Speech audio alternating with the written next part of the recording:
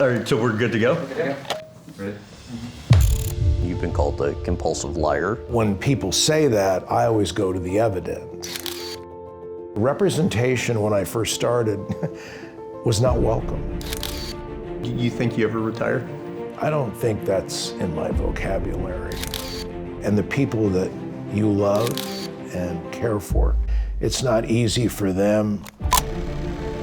I had 68 meetings with Juan Soto from the age of 17 to when he signed with the Mets. You really thought it would get above Ohtani? Of course. They saw the genius in him.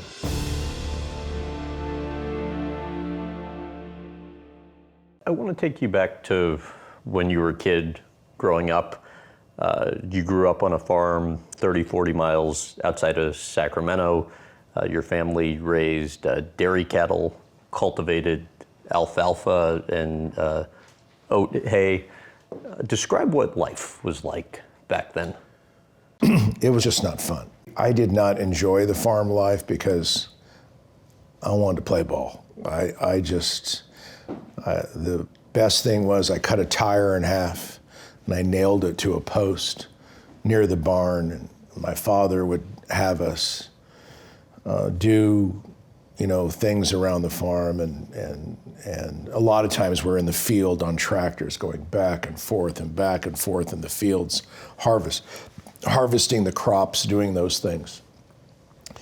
But I would go out and take swings in between the work, and I had read the Ted Williams book on hitting and about zone control and what pitches you wanted to hit and what were the proper pitches to swing at, all those things. And my friends that lived in the big town of Elk Grove, which is a small town, they got to go, if their dad, we had one friend who was a major leaguer, Mike Fish, and his dad was the fire chief, he got to go play ball every day. I had to do all the farm work, and then only in the afternoons around 5 o'clock that I was released to go play ball. Quarter to 5 was a very important time to you. Yeah, once I could get to the grass of that field and do things, it was a pleasure. Why didn't you like the farming back then? My father was a mechanical genius. He could fix everything and do everything. We lost him last year, and he was 94, but he was a remarkable engineer. The companies would come to him and he would have these systems that he would create on the harvesters and the swathers that would lubricate the joints and things. And he was just, the one thing I learned from my father is passion for what you do. He woke up every day at 4 o'clock. He just loved the farm life. He loved what he did. It was not work to him. And it was so disappointing for me to see that he wanted us to be so interested in what he was doing. And I was completely viewed it as that this was an interruption. He had these, correct me if I'm wrong, Boras and Sons cards? Yes. And you're thinking what is he's passing those out? Yeah, that would have to be my brother's. I hoped. I kept thinking, and but it was a difficult time.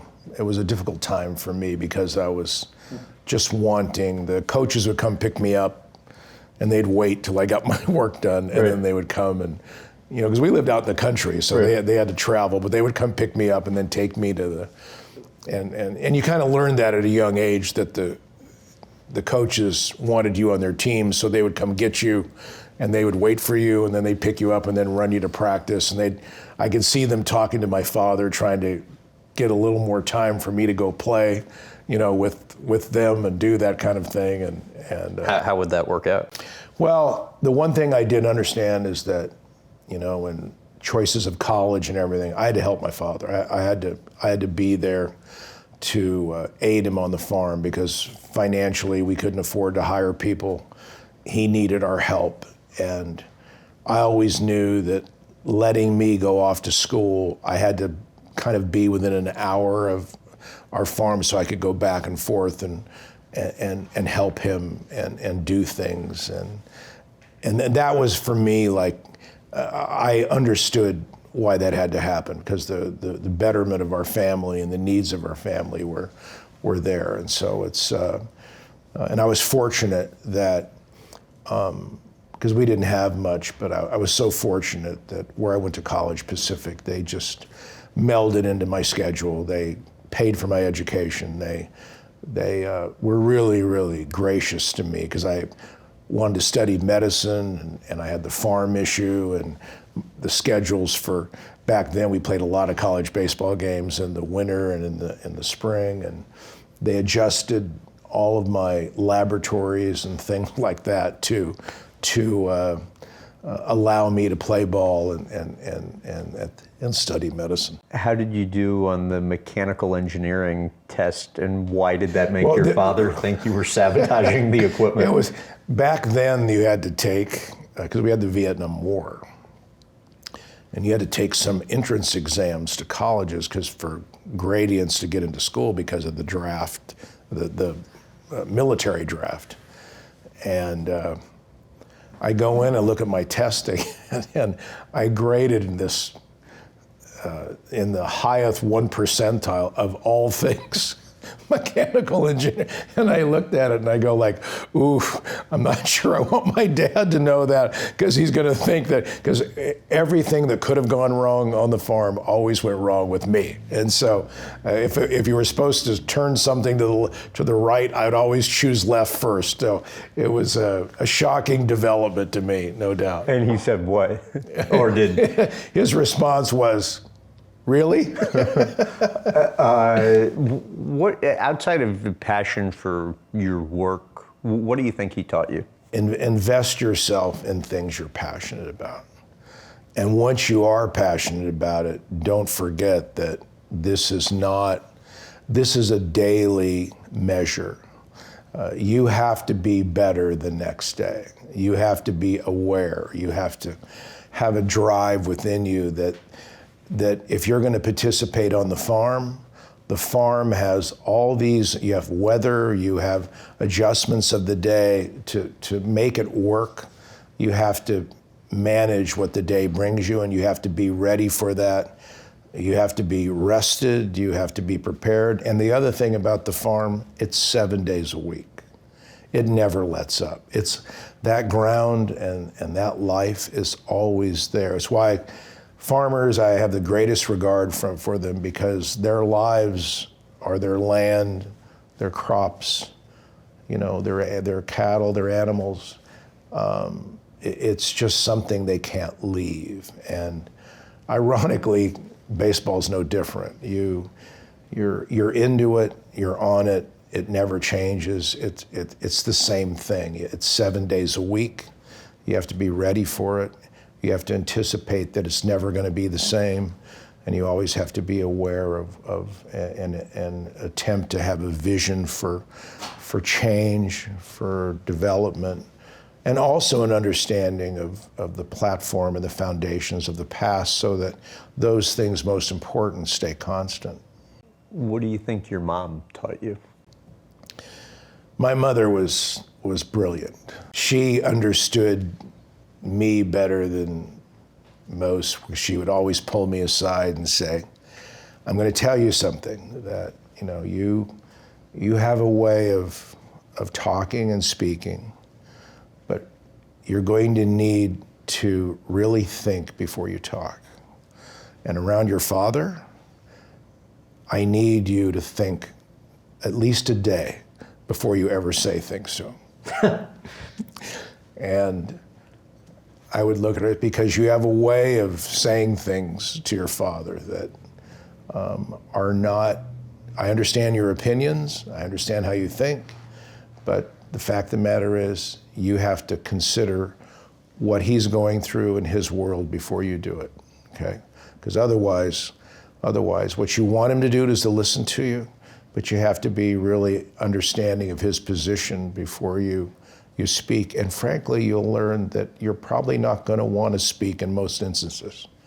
She would give me advice like that when I was 12, 13. What is it when speaking about them that touches you a bit? Well, when you go into homes and you see families today, you just can't help but think about the influence that your parents have. And then you suddenly realize the commitment they made to you and how they surrounded their lives around you. And when I'm with a lot of athletes, I realize that's not the case of their lives. That didn't happen. That there's this hole, that they didn't have what I have. And then the blessing of your parents and who they are and what they gave you. Because you always thought as a kid you just didn't have so much that others had. You know, you just didn't have it. And then as you got older, you realize you had it all. And then you see the instances, and it's so defining and helpful to have that foundation of people who loved you and to help the people that you work for, particularly when you understand in their lives that they don't have that, and that you realize that we're gonna have to address this. We're gonna have to work on this. And I think one of the great things about what we're really good at is that we get a chance to know players in a way that teams don't, particularly at inception. And our success ratio of players who make it to the major leagues is so much better than the major league teams because of that. Because we know more, we also know how to give them more, and particularly in the psychological areas about how to help them become confident and self-understood and all those things, which allows their skill. Because the scouting industry is so good at appraising skill. They really are. They're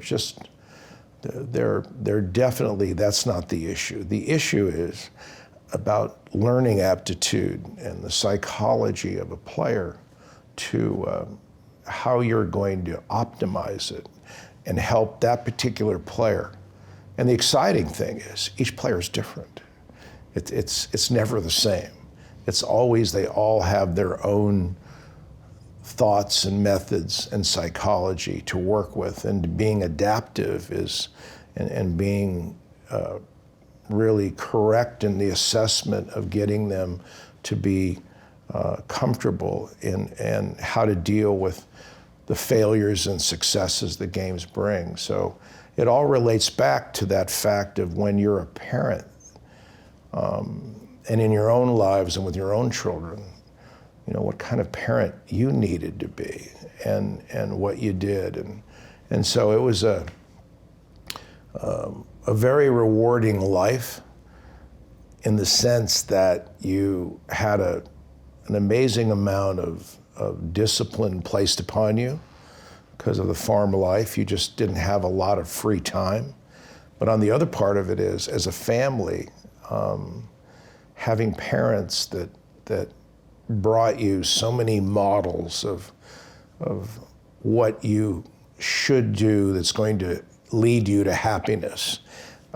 It was really a wonderful childhood from that perspective. Preceding you creating your business, your early turning days, or I guess law school, you once said, I was in law school and I didn't know how to deal with myself. I hadn't played ball in years. I couldn't sleep. I was having withdrawal on a number of fronts. Describe what was going on in your head then.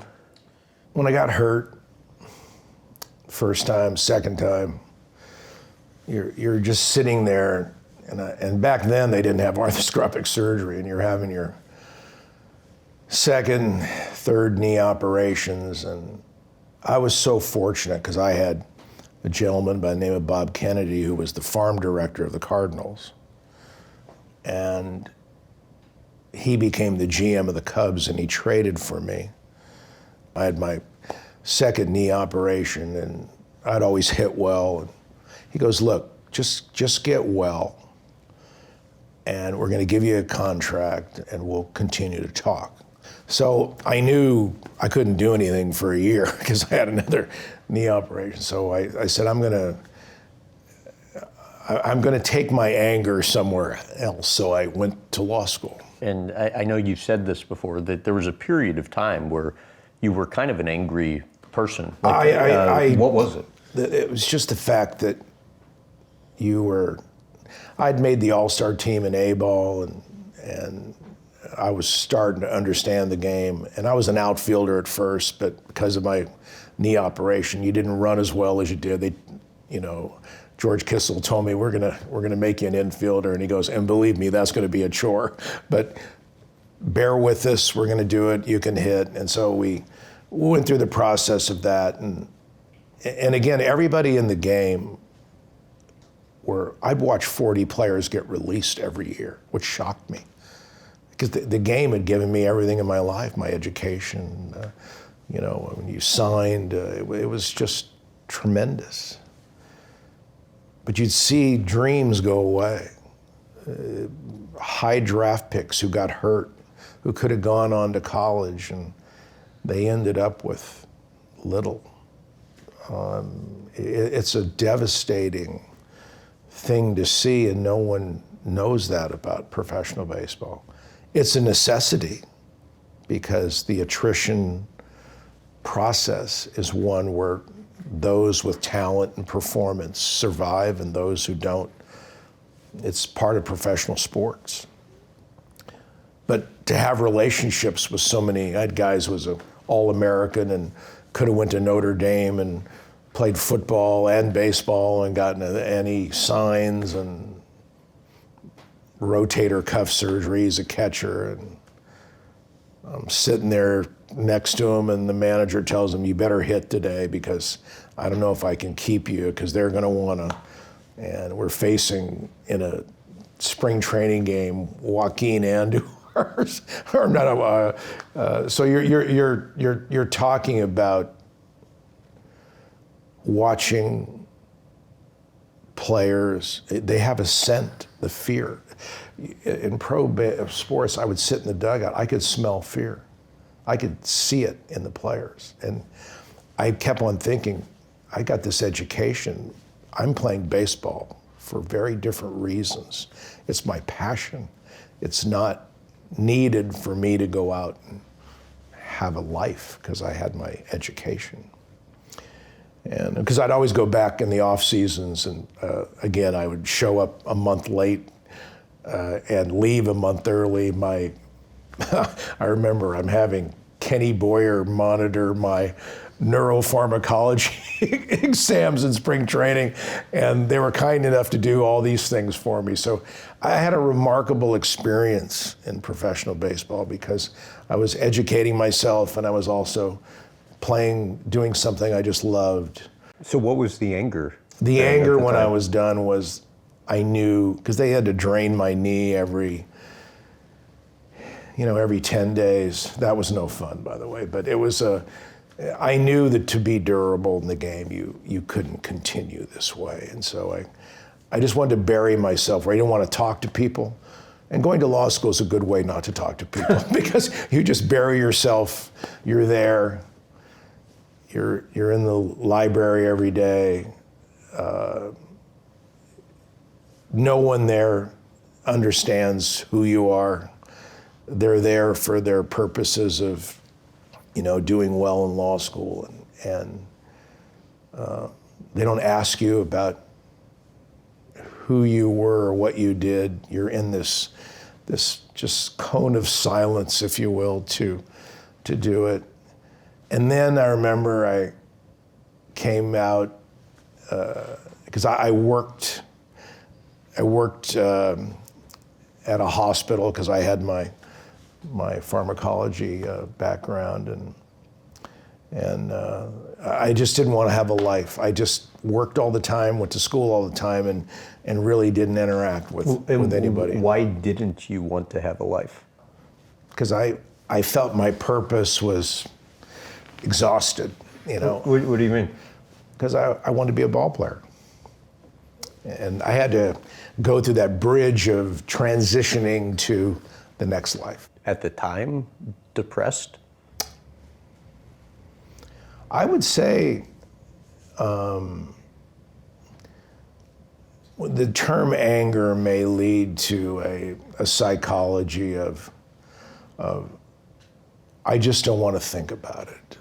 Maybe that was a depression. I just didn't, it was always such a vision of mine, and I just didn't want to think about it. And so when we're going through, and academics were always a place for me that that was a secondary treatment.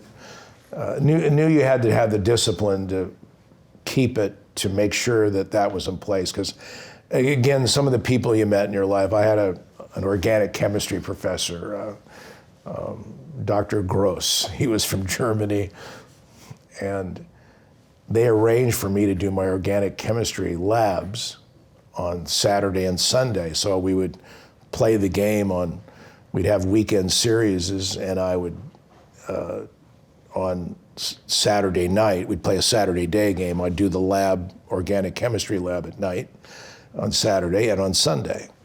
So Professor Gross had to take his time on the weekends to come to the lab for me. And he had a big impact on you. Him and all the professors. Yeah. I had an advisor named Ralph Saroyan who would negotiate with all the professors so that I could assimilate my education and my baseball career. And we had a lab assistant in there from India, and he was really a nice guy, Ravindra. And so in organic chemistry, you have to distill things. You have to wait for these things to happen. So I go, hey, Ravindra, let's put the garbage can in the corner. We had these little corks. Let's see if we can throw it over and see how many you can make. So Professor Gross walks in and sees this ongoing, and he goes, he'd always call me Mr. Boras. He goes, Mr. Boras, come here. He goes, I watched you. I go to the game, and I watched you play, and he goes, you're Betty good. I see that, but I want to tell you something. For you, what goes on above your shoulders is going to be vastly more important to you than what goes on below. And so, sitting there in that hospital bed, who do I think of? Professor Gross. And him going, God, how did he knew that, And of course, athletics, age, what you're going to do in life, all those things. But that impact is something I always share with our athletes. I said, when you go to college and you meet people, they're going to give you definitions in life that are going to be very, very important to your path and what you do. They're going to be things that you don't think are important. Because skill at a young age is blinding. Because everybody knows you for what? For what you do athletically. And it becomes a part of you. And then that word hits, that invincibility, where you believe as an athlete because you're coveted by all the coaches, you're surrounded by it. It's everywhere you go. It's what people talk to you about. They don't talk to you about how well you did academically in any course. Right. They talk to you about what they see athletically. And so I caution every athlete. I go, I get the invincibility. You're the best on your team. You're the best in your league. You're the best in your state. But baseball is a worldwide event. And by the way, they've got guys who are best in their state, 3 or 4 of them lined up ahead of you because they draft them every year and try to bring to them an understanding. And some of the athletes that we're involved with are so great at what they do that they remain invincible even when they're playing pro baseball, even when they're involved in it. But we're always cautious about the game is coming. The game, you name me the player, I go, I'll give you great careers and I'll show you the years. I'll show you the injuries. I'll show you what the game does. So we always have to be prepared for even if you have the greatest of careers, you have these events. So for you, after law school, you become an associate in the pharmaceutical defense department of a Chicago law firm, and you guys would basically tear these doctors apart who were lying. What's an instance for you that stands out the most from that? Well, when I was in law school, there was a catharsis that took place, because I remember I came out of the law library, it was spring for the first time. I smelled grass, fresh cut grass. I got sick. It just hit me. I literally got sick, and they said, "What is wrong with you?" And it was that grass. It was like a truck ran me over. What do you mean? I smelled grass. It was like the baseball field. It just hit me that this, you're here now and you're not there. And even now, talking about it resonates with you. You remember the day. It was like, what is that? You know, what is it? Why all these years later does it still make you a little emotional? Because your definition to the game, grass was always the place that I wanted to get to. I walk in ballparks today, and there's no question that I look at that field and it's empty, and you see the grass and how pristine it is. You realize the privilege of the major leagues. You realize what it means. And for me, that grass means that you're at the place you want to be. You are in the forum that you always so coveted. And those kinds of things they just never erase, never leave you. And every day I walk into a ballpark, every time I see a field, when I'm flying in to a city, I look for the baseball fields, you know. And so it's always about that connection of, as a child, of what that meant to you to be, you know, it's your personal heaven, if you will. And when when that instance happened, it started thinking about, you just got to move on. You got to get to something that's entertaining for you. And so, having a medical background and a legal background was very, very valuable to law firms, particularly in the pharmaceutical and medical industry.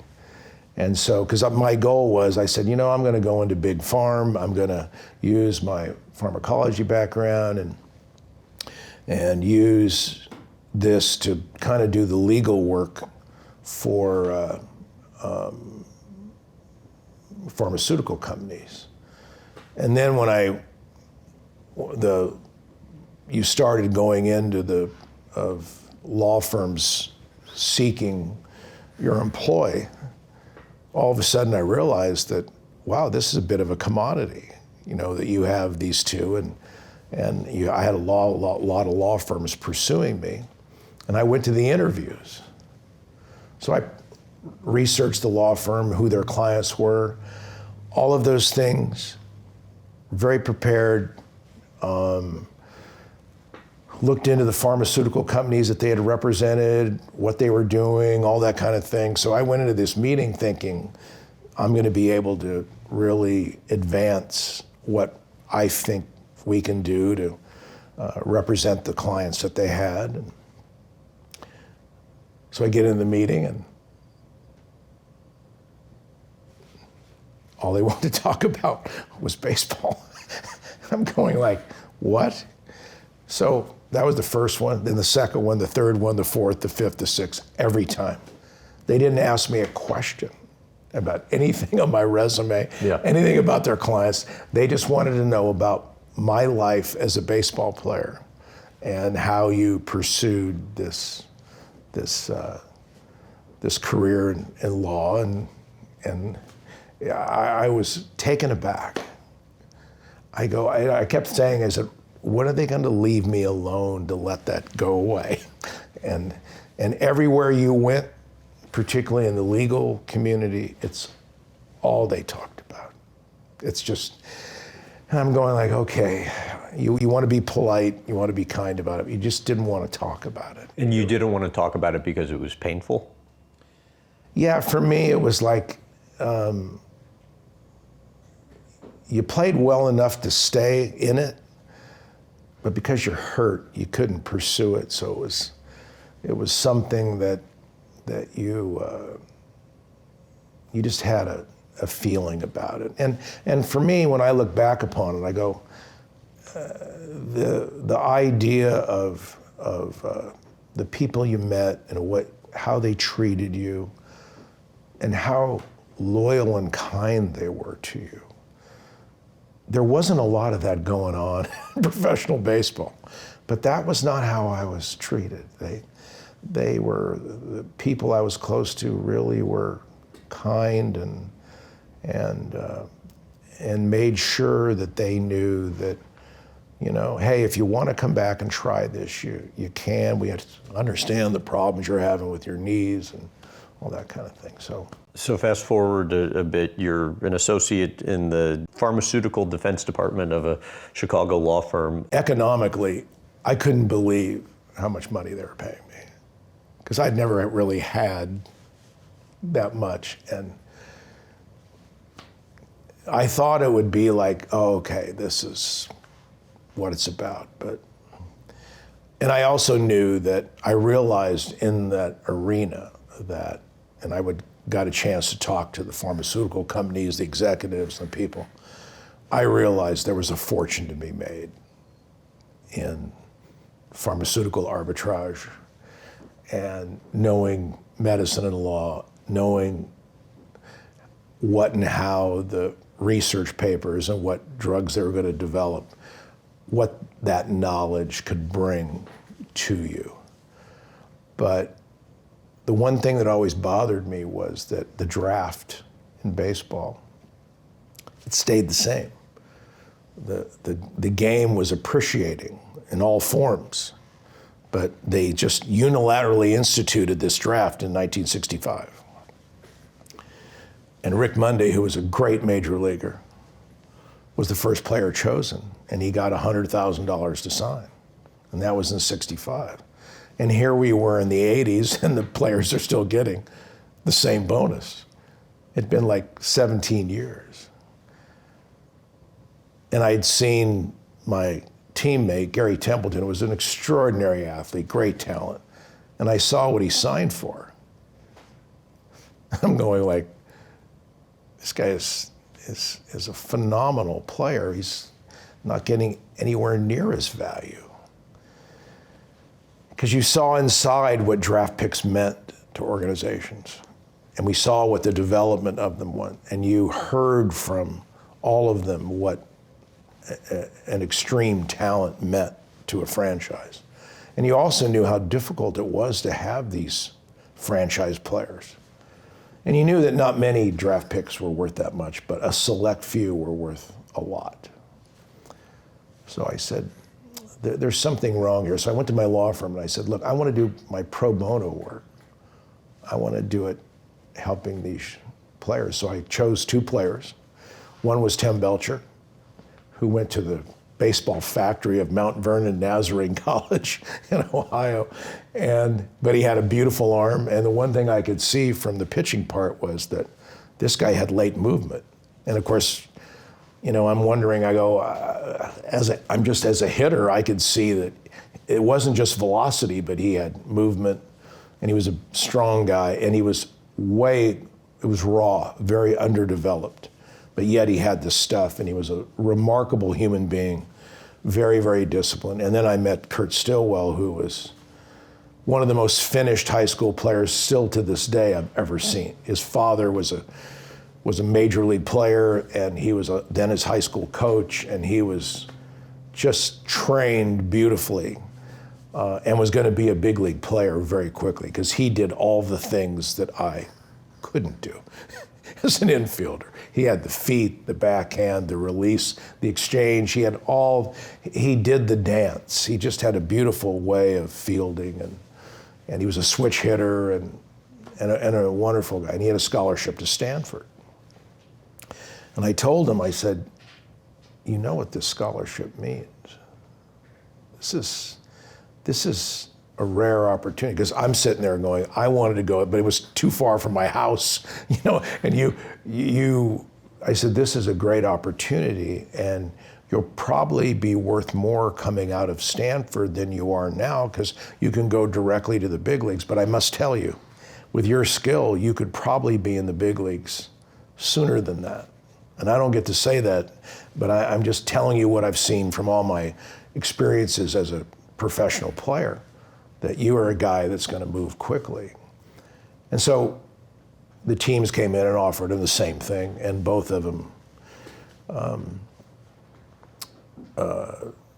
received way more than that. Kurt signed for maybe 100 and, maybe nearly double what they normally offer. And Belcher, I looked into the contracts, and I found that there was a January draft, and I found a loophole in there that if you took 10 units in college, you could be eligible for the season, but it would also allow you to be eligible for the January draft, because you weren't considered a full-time student unless you took 12 units. So it allowed him to be eligible for the January draft, and no one in pro baseball knew this. And they had this wives' tale that players who are seniors have no value when they're 21 or 22 versus players who are juniors who have leverage to go back to school. They have value, so you have to pay them more. I don't know. It's about talent for me. And so I said, I don't, that's an old wives' tale they've built into this. So I said, you don't have to take this $100,000. And they're going to go, well, you're going to go back for your senior year, you're going to get a lot less. I said, no, we have another vehicle here, the January draft. And so the Yankees drafted him in the first with the January draft, and then paid him, way more than the $100,000 that he originally, because the Yankees are sitting there going, we don't have a number one draft pick with the Yankees, and a high one, and they got the first pick in the draft, in the January draft, and so it made them look great in what they're doing. And so through our legal and baseball knowledge, we were able to craft a very positive outcome for Belch in that regard, and that's how we started building the draft. We had no rights because they have no union protection because they're not on the 40-man roster, and we're able to then show baseball that there is representation for draft picks. And the rest is kind of history, but in what way did that malpractice settlement give you kind of the means early on to kind of the take money off and running? The money I made as a lawyer allowed me to step into this and lose money for a decade, because that's basically how it was, because you had to wait for your players to get to the big leagues. But the one thing I learned from my father and my parents really was that we didn't have money, and it never really bothered me not to have money. It was not and the other thing was, I always knew that I had many ways to make money.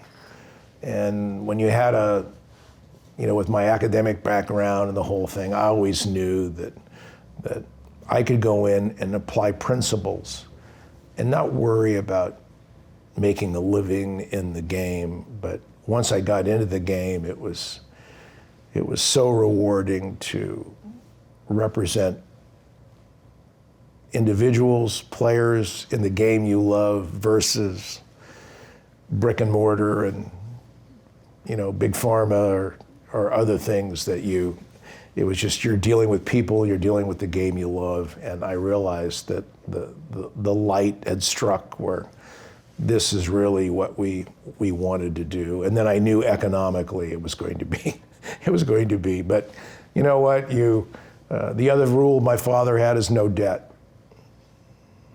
Don't ever have debt.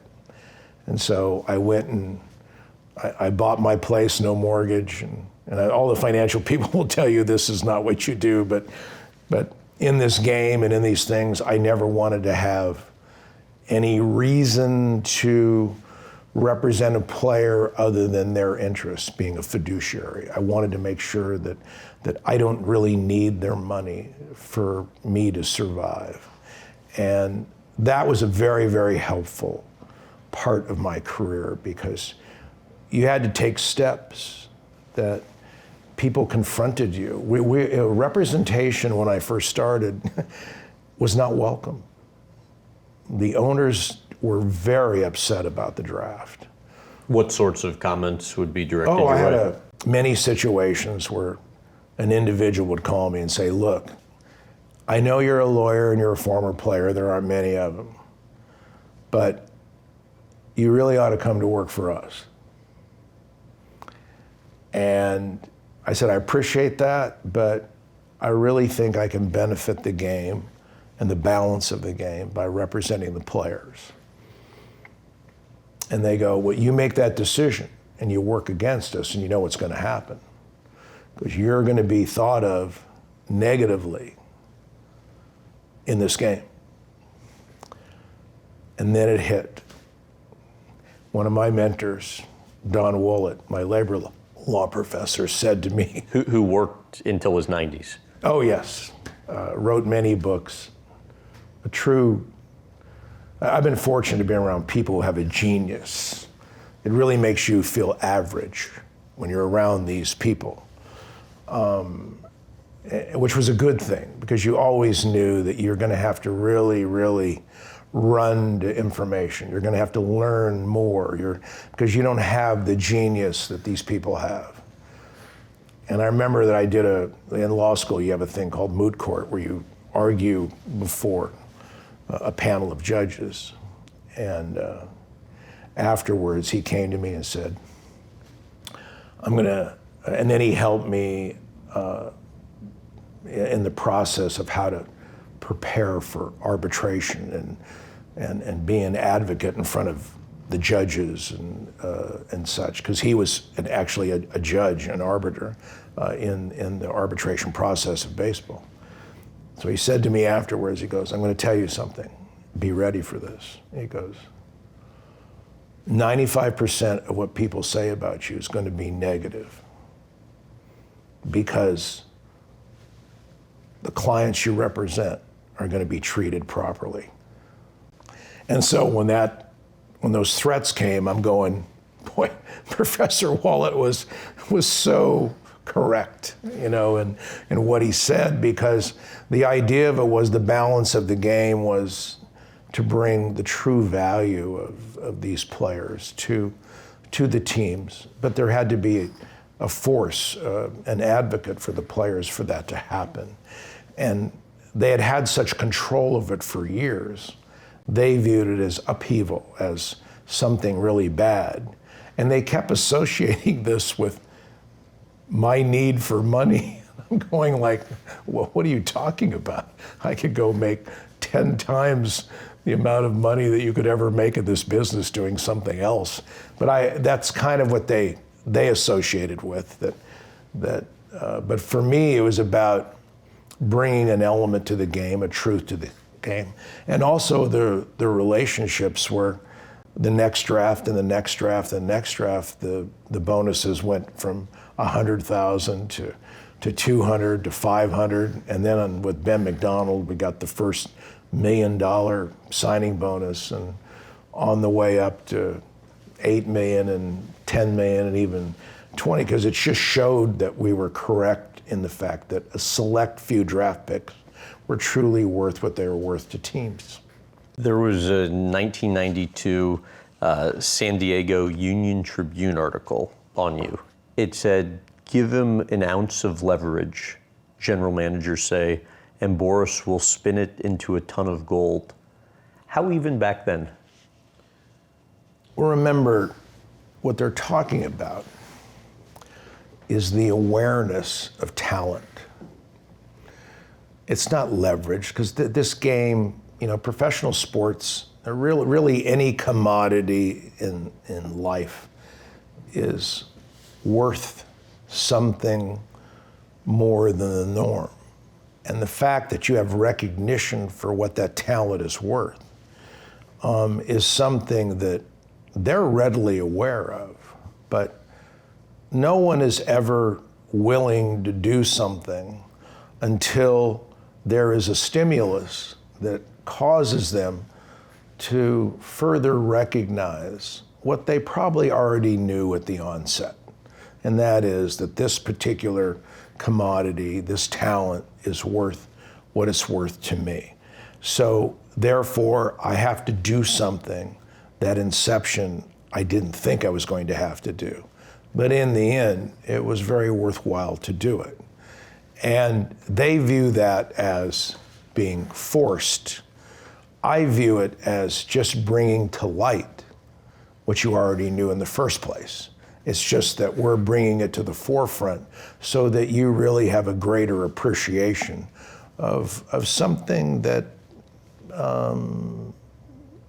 you know you really need to succeed and achieve your goals. And I've been told almost nobody explains better value versus money than you.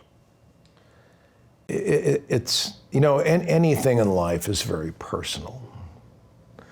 You know, when you look, the great thing about sports is that individuals own them. You know, it's, and it's identifiable to them what your goals are. But a lot of times, particularly with very successful men who buy these teams, you sit down with them and you say, what do you want from the game?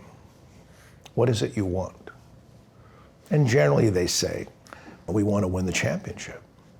And I'm saying, what are you willing to do to win a championship? I go, it doesn't happen organically because you're going to have to beat 29 other teams. What are you willing to do that? And they go, well, you know, we're going to run things correctly. And I said, well, there's always a personal sacrifice that comes with this in your decision making. Because when you want the best players to achieve the best result, and you know it's talent that does this, what are you willing to do to really acquire that best talent? Because there's only so much of it. How do I know that? Name me player 100 on that's going to help you win a world championship. You can't use the top 100. Can't have any of them. How are you winning with that group? And they would immediately say, well, our goal is to acquire the top 100. Exactly. Your preparation for that meeting entails what? Again, you talk to people why they're successful and what they do. And it always comes to a moment where they did something that others wouldn't do. You know, I bought the piece of land before the freeway was built. And by buying that land, I already had the soil at a discounted value. Then I got to go to the bank and use the soil, which was now appreciated in value because they built the freeway there. And then they got to finance my skyscraper. And then I got to build my skyscraper. And once I built the first one, I then had the ability to go to the banks and get loans for the second, third, fourth, fifth, sixth, seventh. But all of it was about the moment that I made to buy the land that no one else would buy. And the connectivity from that to then You always have to do something that probably few would do to be a champion. You're always going to have to make that decision that others will maybe at sometimes mock you for. They may look at you and say, you're doing something that no one else would do. And I said, I can give you chapter and verse of so many decisions made in this game where people initially said, this is a grand mistake. And I remember Mike Ilitch in Detroit. They lost 119 games. And Mike flew out to meet with me and goes like, what do we have to do? And I go, you know, Mike, American players don't want to play in Detroit. Really? I said, yeah, you put them downtown, You have beautiful suburbs, Chrysler, Ford, GM. All those executives from all over the world come and live there because it's the suburbs. Put the hotel, the visiting hotel in the suburbs. I go, you got Birmingham there. You have a beautiful hotel. Put them there. So you don't, the downtown is, you know, you're talking about Detroit needs to be reformed. And you built a beautiful ballpark. It's a gap hitter's ballpark. I have a player from Caracas that doesn't mind playing in Detroit. I have a player from San Juan, Puerto Rico that doesn't mind playing in Detroit, and they're gap hitters. Sign these guys, and we'll build the foundation. That was the idea. They signed Pudge and Maglio, and then we ended up putting 5 or 6 more players there. And 3 years later, he's in the World Series, where he wanted to be. Detroit's beating the Yankees. They're beating Boston. They're in the World Series. So his whole perception of the city, of how he felt about his ownership, changed because, he was absolutely, the media and everyone just really made it appear as though he had made fundamental mistakes in acquiring those players. I've been told that you have good instincts on the circumstances surrounding you. Take as example the Carlos Correa deal. You land in Texas, you don't have really anything at the time, and 4 hours later you have basically a deal done on a 9-figure deal. I'd known Carlos since he was 16, 17. I've always trusted him. He's a great talent with an unbelievable passion for the game. He's driven by it. He's a player I have great trust in. And he called me on the phone and he goes, look, I'm around a lot of Hollywood type people that represent me now. I don't know how I got there. I know you know me. I know you know the game. He goes, they can't figure out where to put me. And I said, Carlos, I go, I'm going to need to do, I said, I put names on contracts for whatever reason, so they're easier understood. I did a pillow contract for a player who's injured, meaning he's going to put his head on the pillow for a year and then bounce back in. And I said, I need a bridge contract with you because you're young, but no one's going to want to give you the length of contract because you're hurt. And also the situation, the leverage of where we're at in the year, it's late, that they're understanding that you're not going to have a market, but the design on you is that let me get you some guarantee, but let me also get you contract flexibility. And I created the opt-out, which is whenever you have great young players, I knew there's a way where if you signed them up for a lot of years, they're going to have 2 markets, not 1, because most players are free agents at 30, and these players are free agents at 25. So the markets will change, the revenues will go up, as they always do, and that the valuation for that player at 30 will be much greater than it was 5 years ago at 25. How do you get both? How do you capsulate that?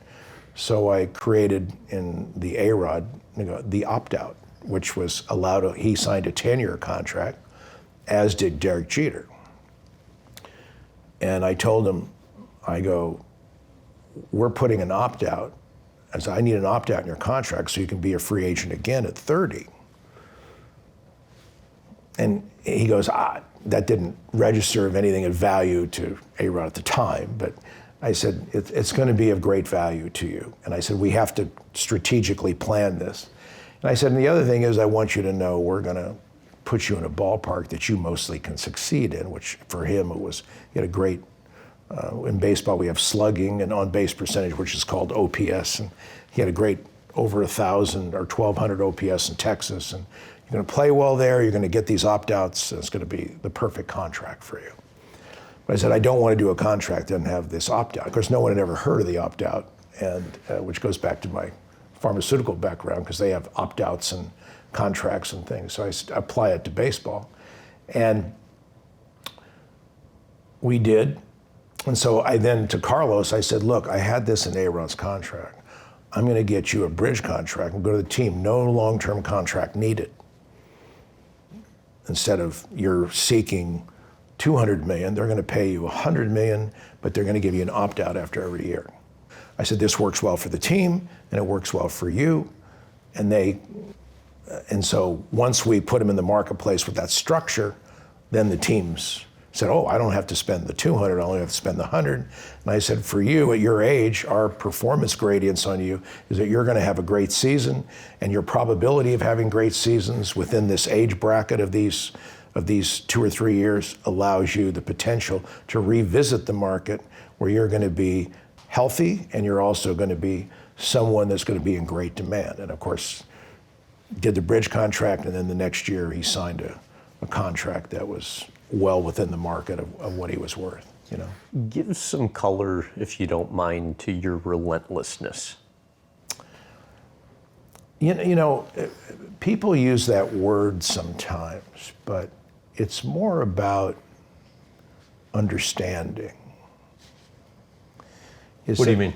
Levels of understanding.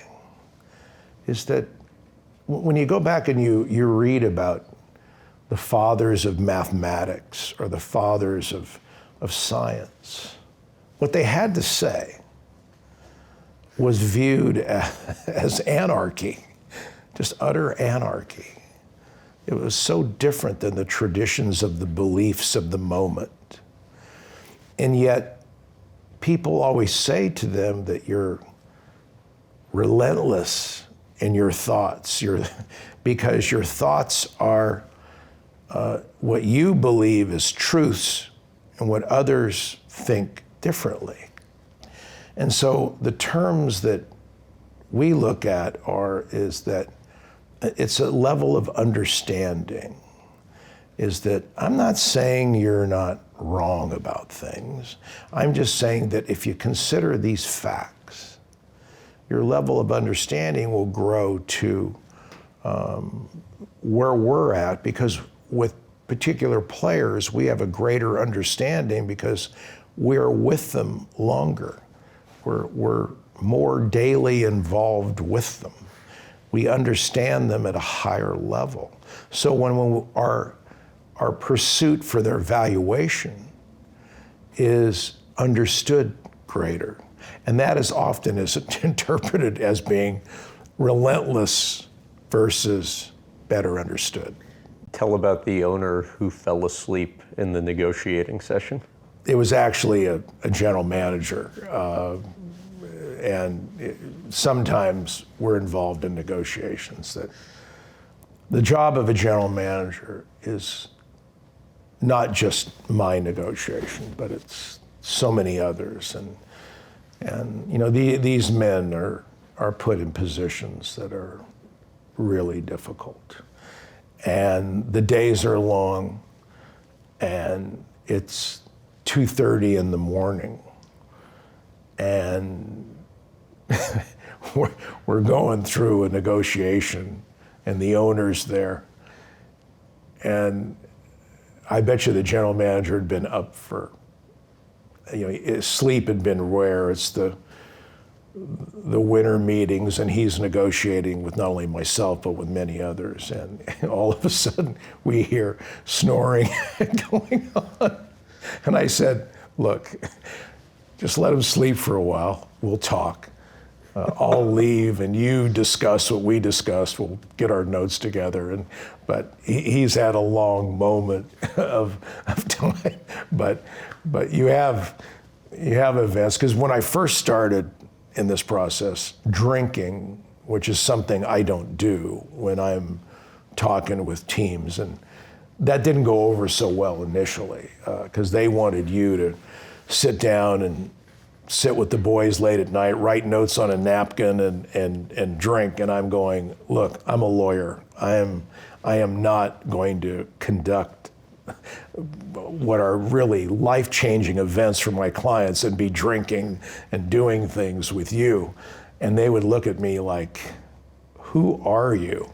And it would irritate them. They would actually talk negatively about you because of the fact that you won't, because they were used to the agency side of the business rather than the legal side about how you conduct yourself and what you do. And I just said, look, just think if it's your son. Do you want the guy's representative in there socializing and drinking with you to do it? And it was just very foreign. So you had to bring the process. The gates of representation in the 80s were closed to the idea, my way or the highway. And the threatening that came with it, you don't give me this player at this price, I will tell every one of our managers and coaches in our systems to tell all the players to stay away from you because I won't deal with you. And I go, that can't be true. I said, why? Because you're about talent. You always have to pursue the best talent, and if you don't, you're going to lose your job. I wouldn't be saying that to them. Because it's going to really close you off. So I modestly returned the idea of your best interest against your thought, and a number of them, I mean, I had situations where early on where the general manager said, come to town, we're going to have a meeting. Okay. I'd come there, show up at 9 o'clock. His secretary, I'm sorry, he has an emergency. I wait there till 4, we're really sorry. I come back the next day, 9 o'clock. He's really this has not resolved itself. He's there, he's gonna get to you. Just wait, da-da-da. So finally I go downstairs and I see the security guard in the building and I go, hey, Mr. So-and-so? And he goes, yeah, he's using the employees elevator, the servicing elevator. He's not using the main elevator. He's going back and forth. So I flew home and he goes, hey, you flew home. I'm ready to meet with you, day 3. I go, I'm gonna meet with you. I'll meet with you in the arbitration hearing. That's when I'm gonna meet with you. I said, because I knew exactly what you'd done. And I said, look, I get it. You guys don't want players to be represented and that kind of thing. No, that's not it. I go, I understand. I go, I'm just not negotiating with you because I'm telling the player, and I have the player's consent, that you operated in bad faith. I'm going to make sure that you know that we have a right. We can just go to arbitration and have a hearing and settle this case with judges. I don't need you to be involved in the process. No. And then, of course, his owner calls me, and I tell him what happened, and the owner invited me to come meet with him, and then we sat down and worked out the deal. And the GM called me and goes, I would have never given you that deal. I would have done that kind of thing. And I said, hey, I went to you at your request. And I don't know, I'm just listening to how you want to do it, but your owner called me. And I go, I did what I was supposed to do. And so then I called the owner. I said, hey, your GM said this about you. Just so you know, I wouldn't want people under my employ ever doing that to me. And within a matter of months, they changed GMs. You ever hear from that GM again? He actually got another job. And in our relationship, he was still the same attitude, as though that I don't really have to listen to you, or I don't want you involved in the process. He always tried to go to the player directly, and I cautioned the players that this would happen. But his history was he was not winning. And in the end, that's the methods ended up producing a very poor result on the field. And for that reason, I think that, because if they won, I think that would be allowed to continue. But I credit that those kinds of things today do not happen, that you don't see much of that. You have a very professional and I think, more academic process in how we deal with one another. But that first decade was, because you had minor league players, scouts would come to the drafted players we're interested in and say negative things, and it was a tough decade. Your work ethic, I've been told, beyond reproach, 24/7, 365. Been told by folks that work with you, they genuinely don't know when you sleep. I read you saying, after your mom passed, you wish you had spent more time there. And so I guess I wonder if you could just speak to any thoughts you have as to the downside of kind of a singular focus in pursuit of your dreams. The game is about who you work for. The privilege of that is that, are you doing everything you can do for the people you represent? And it's, you write notes, you think, but the other part of it is that that's a relentless thought where you could just keep thinking. You could keep going, you can keep doing things. So you always have to have now, as I've learned, and my mother was a great lesson about the idea of balance, of what you need to do. And you can't help yourself at times because you get going, you get thinking, and you do things. But the real answer to it is that you've got to make sure that there's never the right answer. Is that there's never the perfect situation, because the game is so fluid. And in giving players counsel and advice, you have to do your best. But the other thing you've got to do for them and for you is you have to create an inline, and that inline then allows for observation. And during that observation period, it allows you to have balance. And one of the things, whether it be, we have resources in our company which are very important, which no other agency that I know of in sport has, because all the owners, the hedge funds and whatever, they're about recruitment and contracts and revenues and bottom line. But we have our own training staff. We have our medical review staff, because review of the right doctors and review of what's going on with our clients day to day, because most of the agency just say, well, the teams do all that. Well, that's not how it's done. We want to know through behavior and study who the best doctors are for our players. We also want to have communications with the teams so that we can execute contracts. I had one player go from one team to the next. They completely changed his regimen, and it hurt him, and he was never the same, and the contract wasn't executed. I learned my lesson. We don't want to have contracts. We want to have a relationship with owners where we're spending millions of dollars, have our own training staff, monitor our players year round, and then communicate with their training staff so that we have a bridge of information that allows everything about the athlete and what he can do, because it helps our players. It really helps the players, and it also helps us execute contract, and it helps performance.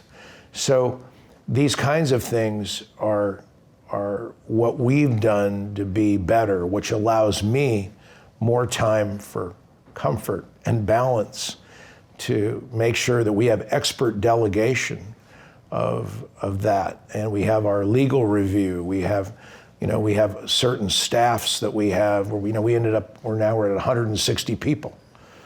And we have less major league players than we have staffing. And so when you go to look at this and you say, why is it that way? Because I have a way of getting expert information to our clients and to the teams about what's best for this contract execution and performance levels. And that allows me to say, what do I need to do to be at my best? and that you got to do things physically. You have to do things with rest and off time, so that you feel good about how you treat your family and what you do. Yeah, but you mentioned the off time though. I mean, you're on all the time, from what I understand, or even if it might be a hair less now, you have. And I mean, there's no denying, like, there's never been anybody better at what they do in this profession than you. But whether it be, and this is merely kind of out of curiosity, whether it be, present, husband or father, to what extent has there had to be inevitably sacrifice to achieve that? There is that I made sure in my kids' games, I'd fly all over. I'd be somewhere and I'd get there. And I learned from my mother how rewarding that is, to be there for those moments as best you can. And when you develop that relationship with your children and your loved ones generally, and the people you work with, to try to get to what's important for them. But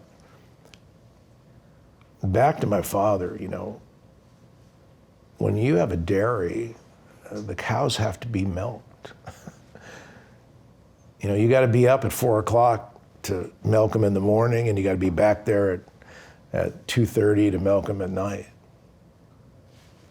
It's without question that the obligation, the necessity of serving the interest of what the core of what you do is there. It's just part of the element of what you have to do to be who you should be for them. That trust, that dynamic is something that you got to really plan and do that. And the people that you love and care for, they have to grow to understand that commitment. And it is not easy. It's not easy for them. I can't tell you how many times the interruptions come. You're at certain places. I was the fear of being at my daughter's wedding, which was the worst fear of my life, is having to do that father-daughter dance. That was a tough one. But the 4 minutes and 22 seconds, all those steps, she had to make sure you did that right for her. But you're worried the whole day that something's going to happen. Really? Oh, because you don't know. You just, when you care for people's lives and you're a necessity to the answer to the protection they need, you've always got to have those resources in place. And I'm very proud to say that we have layers now in place where people are as good and frankly better than I am at managing certain events that may or may not occur. Because of the time investment connected to the work life. Any regret there? There's always a regret.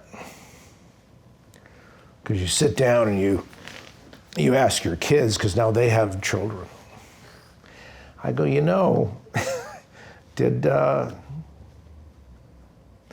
we're at dinner and the phone call comes and then we don't get to finish dinner. When you had to leave to do all that.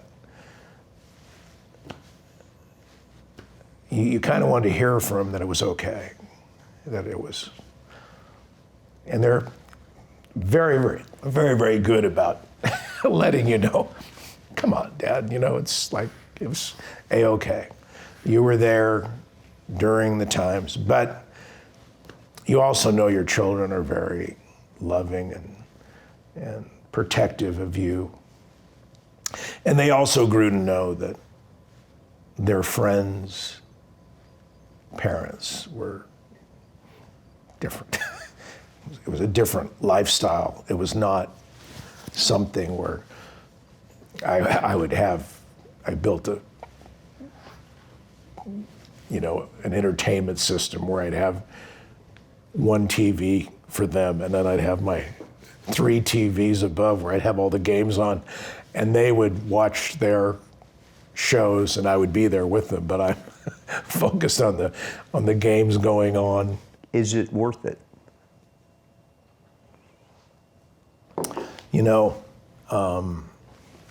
As you go on in the years, you realize the blessings of your life, because you get to do something.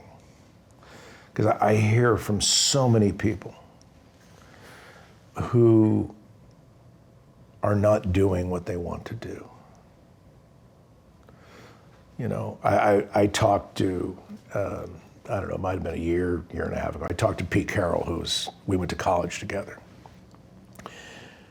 And I went to one of his games when he was with the Seahawks and they were in town. And I was watching him and I see the vibrancy in him. I see the passion alive. I see it's just the same guy I knew years ago, where the light of the love of a sport, the ability to conquer it, the desire to do something in it, it's just exciting to be around the vibrancy of who he is. And it's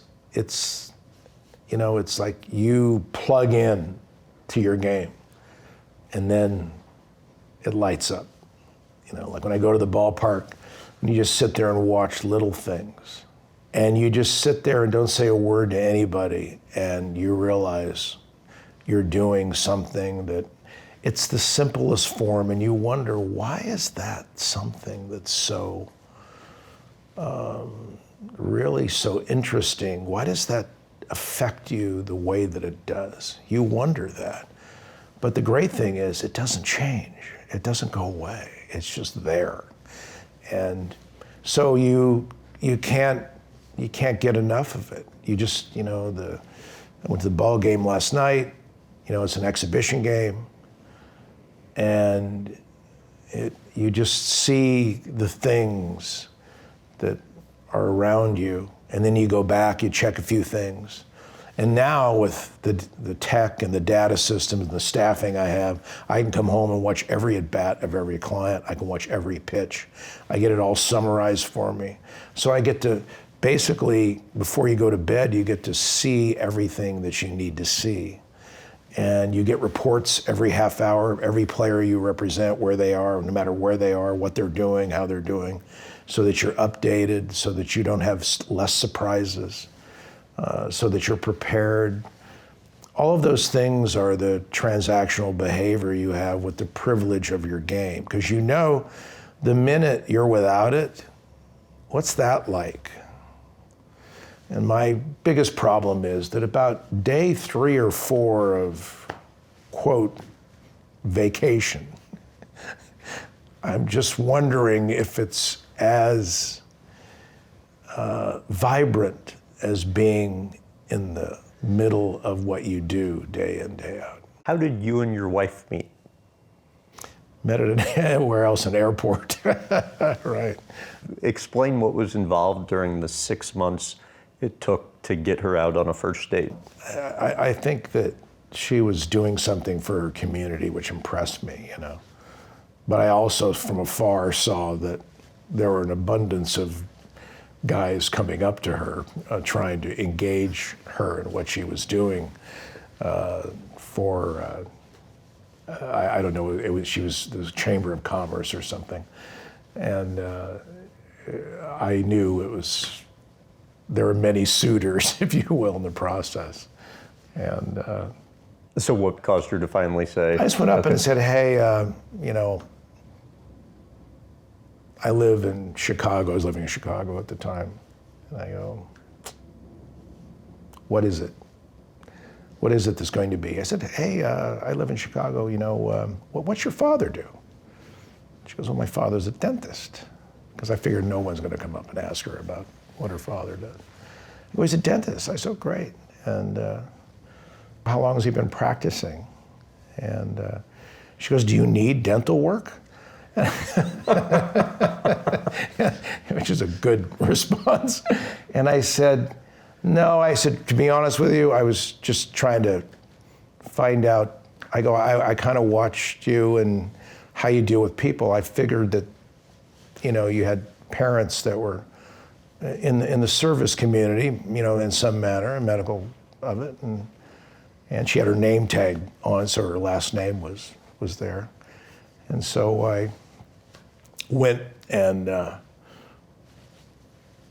found the name of the dental office, of course, of her father's name, and spoke to the staff and sent flowers to the dental office on behalf, and just enjoyed talking with you and meeting with you, the whole thing, and here's my information. And she was kind enough to write me a note, and so through that we started communicating with one another and got to know one another over the months. So why does the relationship work? Being a partner of mine in a life, you're constantly dealing with your partner giving to someone else. That you're constantly being looked at where everything else is a priority. I often said that if you're an OBGYN, the baby is on its way. You have no choice. You do that. So it takes a saint. It takes a person that is so unselfish to endure a life like this. It is not something that I would expect anyone to be pleased by, because it never ends. It just never ends. And there's always the points of saying that when is the end? And when they know there is no end, that you can't take that away, it's difficult. It's hard. It's hard to be with someone who understands that to do this and do it right, it takes so much away from a relationship. It does. It's hard. But that's an area where you found good fortune, because you have somebody that. I would say that the ability to endure that for decades she's very much a saint. I want to talk to you about this building, but preceding that, your first office building. I understand there were graffiti-filled walls, and it was very much not a place where you welcomed visitors. Give a little color to that, if you could. When I moved out to California, was so that, my wife could be with her, have her family, her mother and people around me, because I'm gone a lot. And so I wanted to focus on data and information, not office, if you will. So I decided to move to a city that was somewhat near Anaheim, and also the Dodgers, and I could also jump on the freeway and go to San Diego. So I was living in Newport Beach. I chose Pomona because the office space was literally a quarter of the cost of what it was here. And there was a courthouse there, and there was a judge that owned a building right next to it. And when I went to show me the door, there was literally gang writing on the door. And I go, is this building closed at night? And he goes, yeah, we got to work on the locks here. You know? And so we kind of looked at the space, and because of the proximity of where it was located, we started, moved because I was in a skyscraper in downtown Chicago when I moved to this, which was really just something that was an appropriate holding pattern for and I don't think I ever brought a player to our office at the time, and I always said that we're going to work on what we're going to do technologically and what we can advance with our computer systems and spend our resources there rather than on office space. And so what was the thinking behind this place then? Well, as it happened, we had then we then realized that going to LA after living here, that we had to go up, we had carpool lanes, and that having an office that was in Newport Beach was very, very, because it was only 10 minutes or so to the Angel Stadium. It's literally like 45 minutes to the Dodger Stadium, and it's like an hour to San Diego. It was a great location. But the privacy part of it was something that was needed, because people would find out where you are, and then they would drop in at your office. And so I really realized that we need our own secure building. No doorknobs on the front door. You can't get in. We don't list our phone number. We have to keep this very private and do those things. And so as it happened, I was driving around one day, and a realtor, this building wasn't even listed, and I went and met the gentleman who owned it, and he had given me, I said, this is not listed. He said, well, I'm going to list it in about 2 weeks. He gave me an offer sheet, and I know nothing about real estate or things, so I gave it to one of our experts, and he said, you have to buy this building today. I said, what? He goes, don't negotiate, you have to buy the building today, because if you don't buy it, I'm going to buy it. And I said, well, what's going on here? He goes, I'm just telling you the valuation on this. You need to buy it today. And so we run to our banker, do this, and we bought it, and then we had to remodel it. But what I'm most proud of this is that I have a corridor over there of all of our original clients, because this building was built by them, is that they gave us the resources and the privilege of working for them in their careers, and gave us the resources to build a technologically adept building where I have tubes that run throughout the building so that we can adjust the wiring, so we can always have the most advanced wiring from our database below. We have a coolant system downstairs. I had to go and negotiate so we could build a basement with the city commissions, and we had to get a special electrical allotment to allow for the amount of electricity that we use. All those things had to be done to do this, but it's something that we hope is about the people we represent, is when we bring people in here and that they understand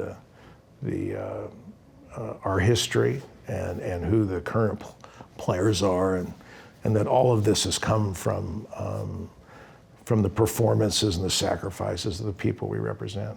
And I understand initially when you were renovating the building, you were going to go quadrant by quadrant, but folks quickly realized they couldn't handle the hammering, and so then you were going to put everybody somewhere else for 6 months, and 2 years later, everybody moved back in. But something else I found interesting from talking to some folks close to you is the number of employees who've been with you for a very long time. I mean, now you're doing 25 and 30-year employee anniversaries. Why do you think that is? I think the people that work here are equally passionate about what they do,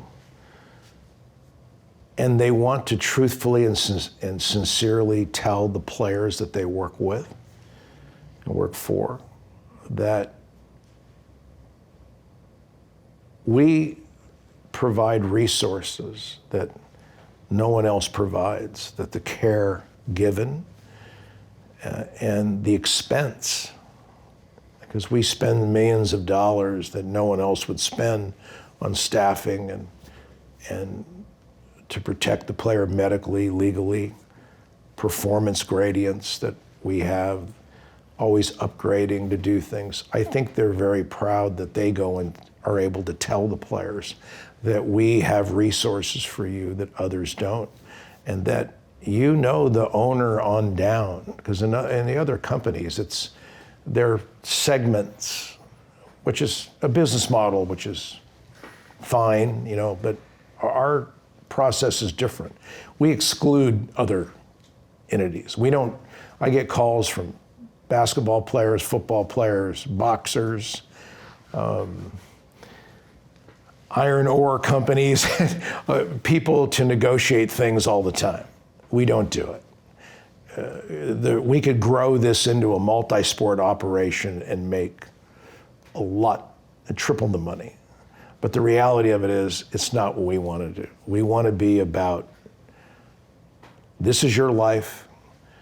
We're invested in exactly what you do and only the sport that you do. And from the owner on down, we're committed to only what you do.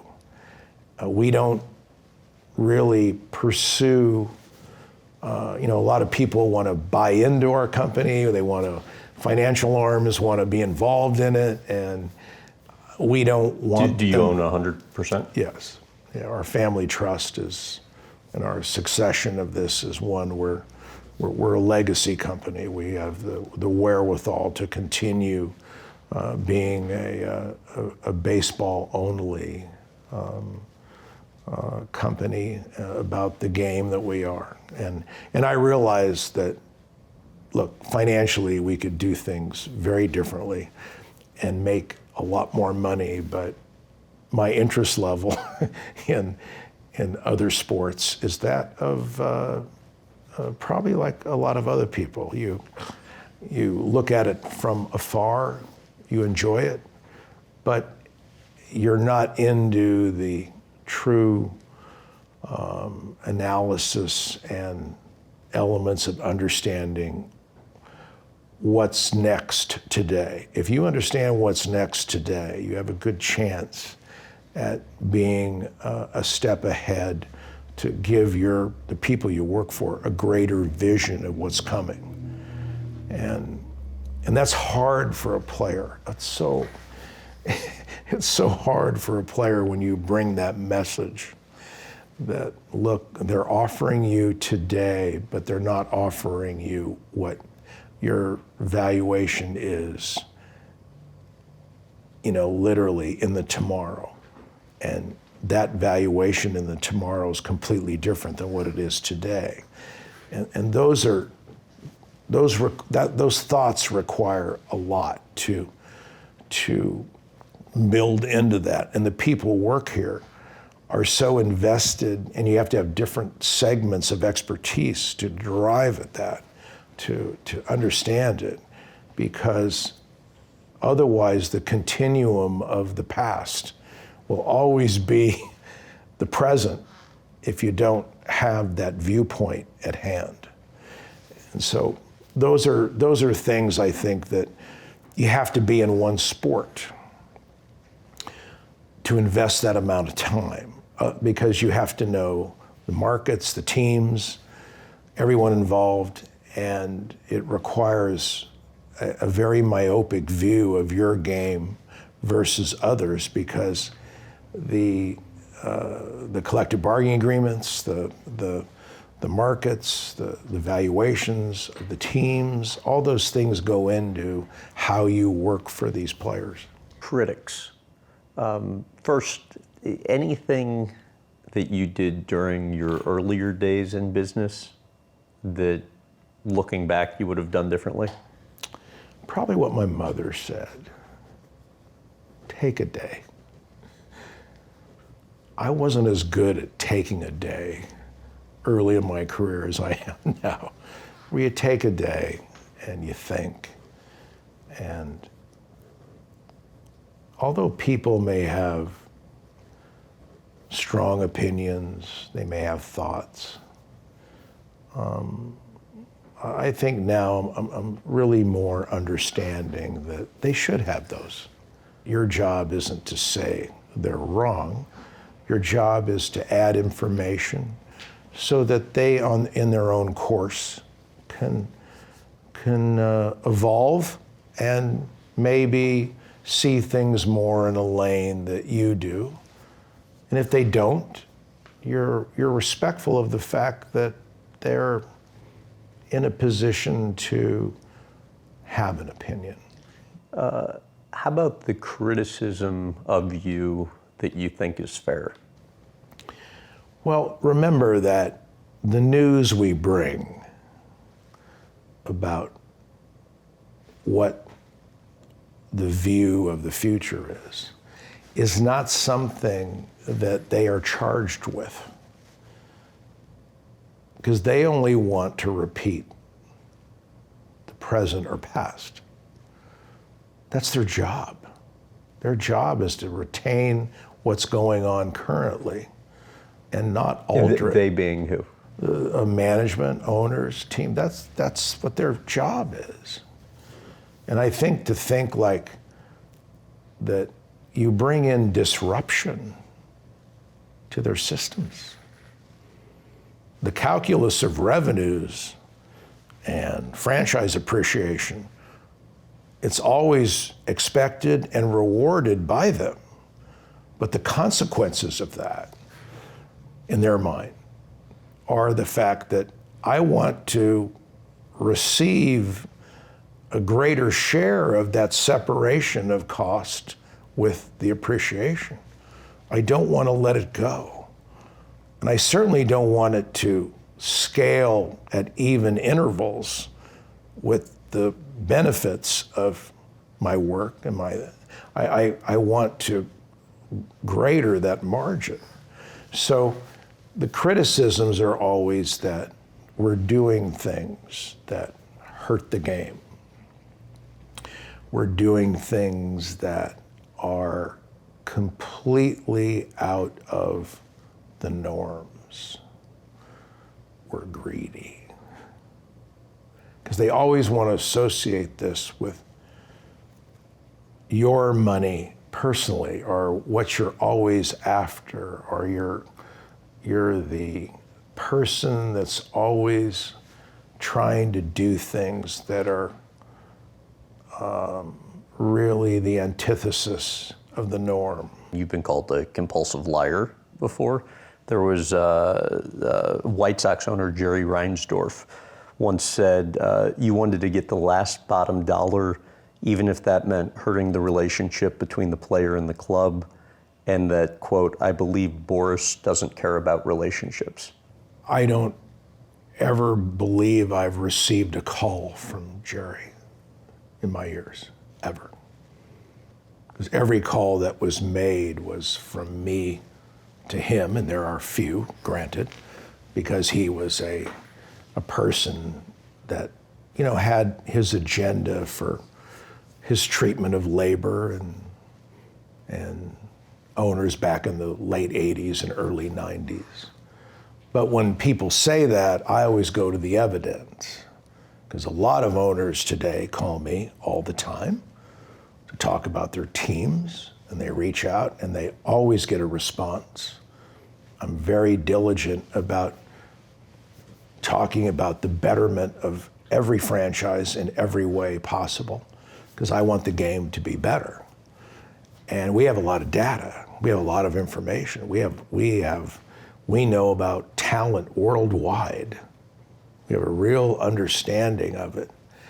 And I think that information shared, talked about, evaluated, looked at, it can't do anything but benefit because it's information that they may or may not have, or it's an opinion they may want to look at differently.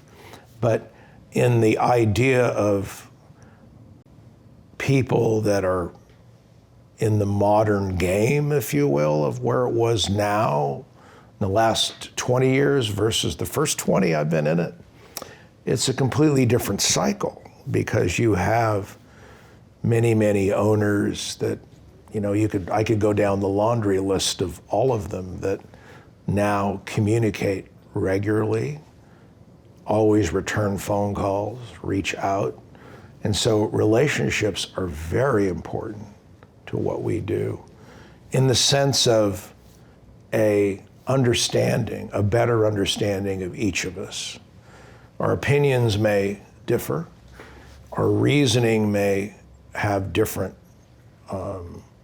bases, foundations, and results, but communication to me is very, very important. But what I will say is that I don't think you hear a lot of that from a lot of other people who own teams. And again, my availability is when I get a phone call from an owner, I'll always return it. And it is interesting you make the distinction of, a couple decades ago versus now, because the narrative certainly has changed. And also, frankly, if anybody who's made the allegation that moral compass is off, you don't have sustained success as long as you've had, or have employee retention for as long as you've had, if anything's out of whack there. I had a gentleman who's now passed, so I can speak openly, but I remember I was doing a contract for Kevin Brown, and Kevin Which was massive. Yeah, it was the first $100 million contract, and Kevin was just a unique, skilled player. The Padres had the same team, same starting lineup, same pitching staff. They traded for Kevin Brown, and very few alterations in the lineup, and they went and won the National League pennant. And it really changed the infrastructure. And a gentleman by the name of Larry Lucchino, who was excellent at dealing with the politicos of a city and aided the franchise in getting their stadium built and all that. They had put him in charge of negotiating Kevin Brown's contract.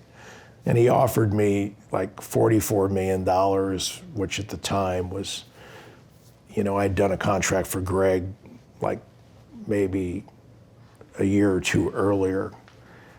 And I advised him, I said, look, the revenues of the game have changed. And so we're adjusting to that. And he's going, well, 44 million. I go, what else is he going to do with that kind of money?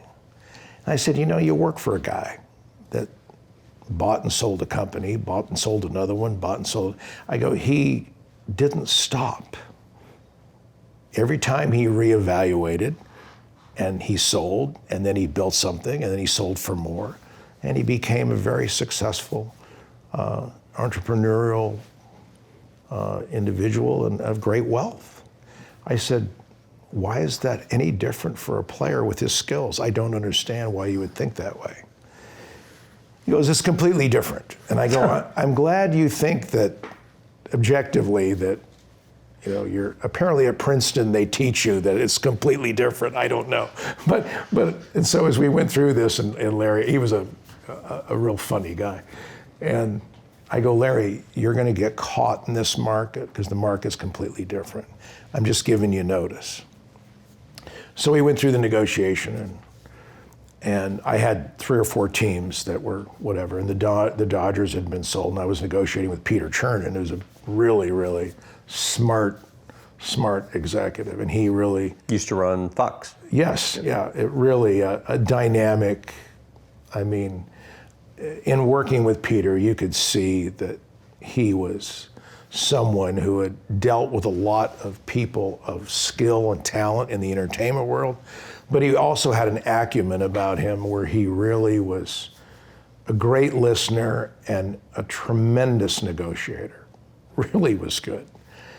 And the problem we had with Kevin was that he was from Georgia and he had young children and he wanted to be home with his kids. And he goes, we can solve that problem. I said, are you thinking about a private jet that would bring him? He goes, of course. We do that all the time in the entertainment industry. He goes, this is entertainment. And I'm going, okay. And so we now resolved the idea where we had a 4-hour trip.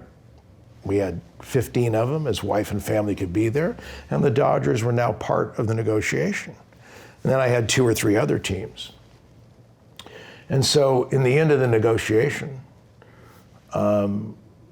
Larry had called me because he had gotten rumors that Kevin was going to sign. All right, I'm going to offer you $66 million. And I said, Larry, the first thing you'll understand is that I'm a Catholic boy. I don't do anything with sixes. so we were joking, right? And so he laughed and he goes, okay, 67. And I'm going, just to let you know, this thing is about done. And as you'll find out, you're not in the market. And he goes, be very cautious. When you bluff and you bluff with me, you're going to get burned.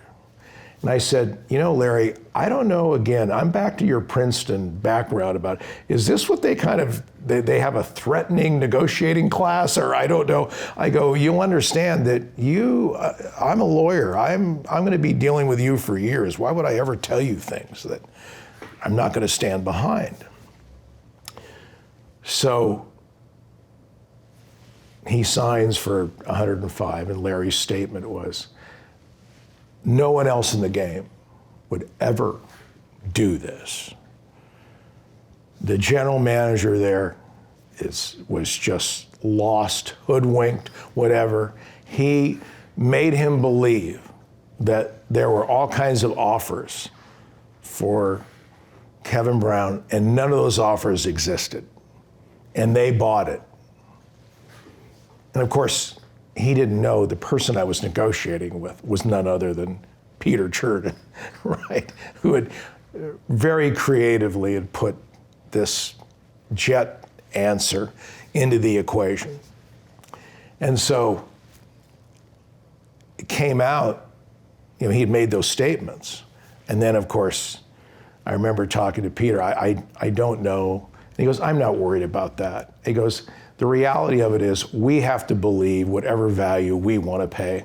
And I appreciate your advocacy for your player, but we, in the end, agreed with you that the player was worth, which is frankly what every negotiator should think. But I always remember this came out, and there was a gentleman in Colorado named Jerry McMorris, who was a delightful guy. He came out and said, we offered $105 million too.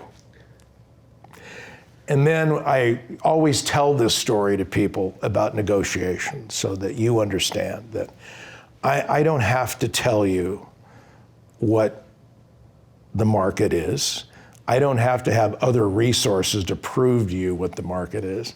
I can only tell you that my credibility is that whenever it's measured or tested, I'd like to know the evidence, because I have supporting facts that illustrate that exactly what we're saying was turned out to be the market. And whether or not you find it to be that you're the only one, the fact of the matter is that you're in the room and you have a chance to sign the player is the most important thing.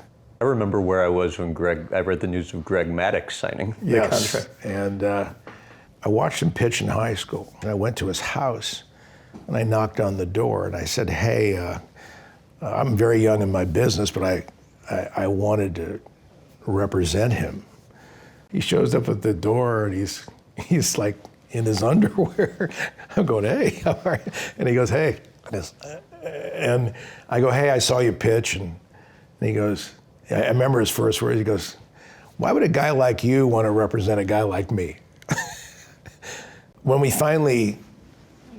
I started representing him after his first year, I said, look, they're always going to undervalue you.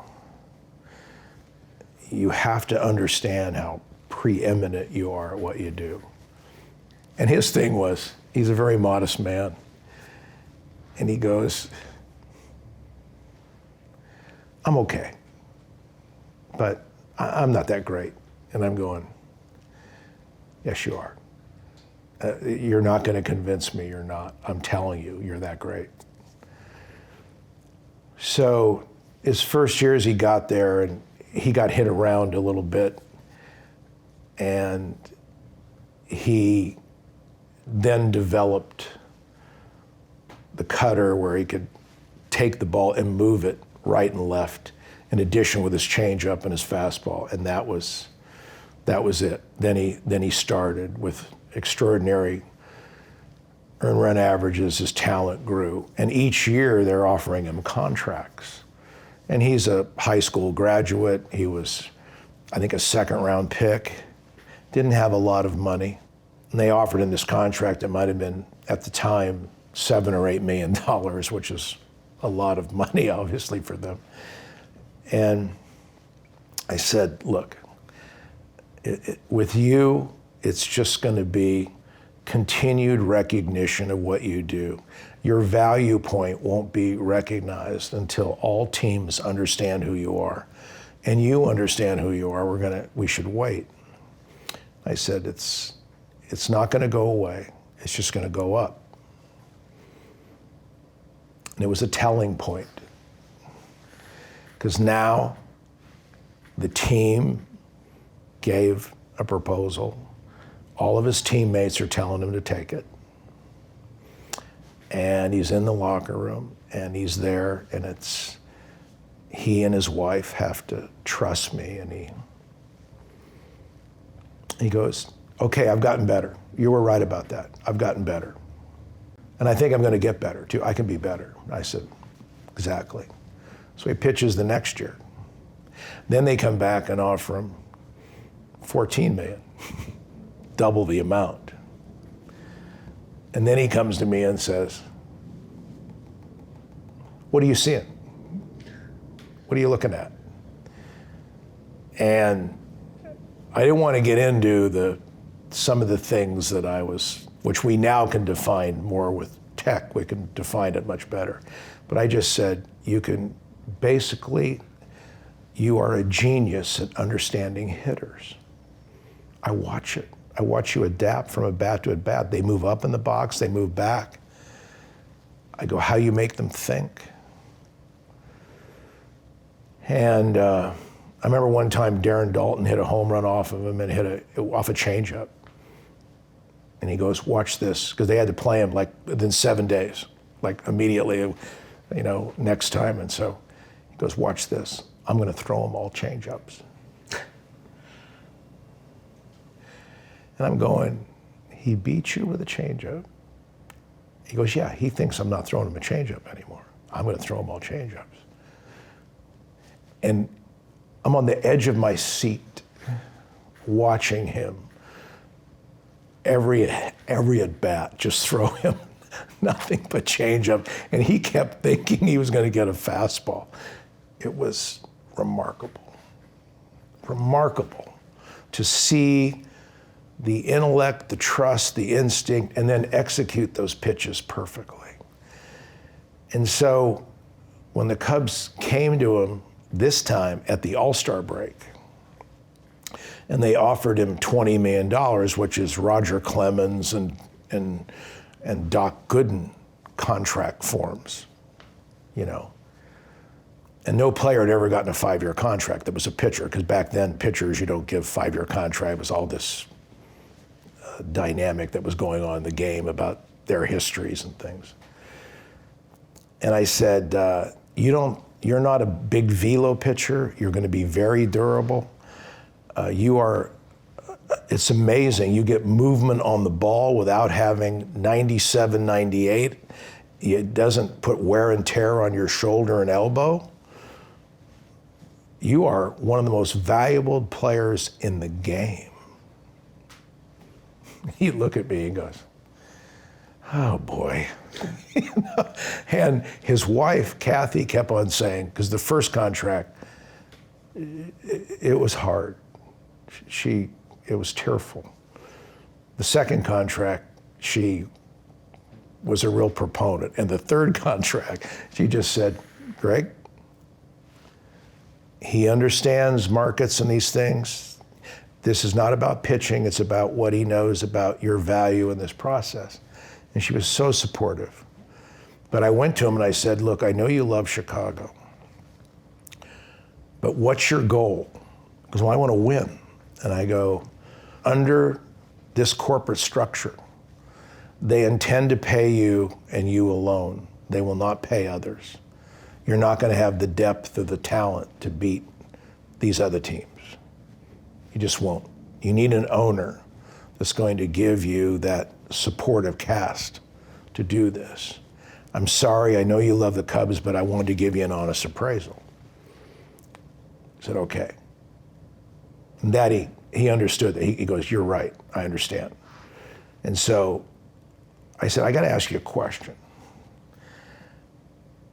You've been offered $20 million and you have to pitch the last half of the season. How you feel about that? And he goes, what? He goes, I pitch every game. I don't worry about contracts. He goes, remember what you told me? I go, you just keep performing and it always goes up. I go, yeah. Because now we're at a level where the elite players, he's received this level. And I knew that there was a new level. So we go into free agency and he tells me, I don't want to leave the National League. I like pitching there. I like how it works with the pitcher hitting and the whole thing, just so you know. So I go in and the Yankees come in and offer us a $37 million contract. And for the first time, 5 years. Gene Michaels, who was a tremendous judge of talent, he described Maddux to me in the same way that I thought about Maddux early on. He had this beautiful explanation, chronology baseball-wise, of who this pitcher was and why. He saw that he was a great pitcher because he could see through hitters as the game went on. He knew it.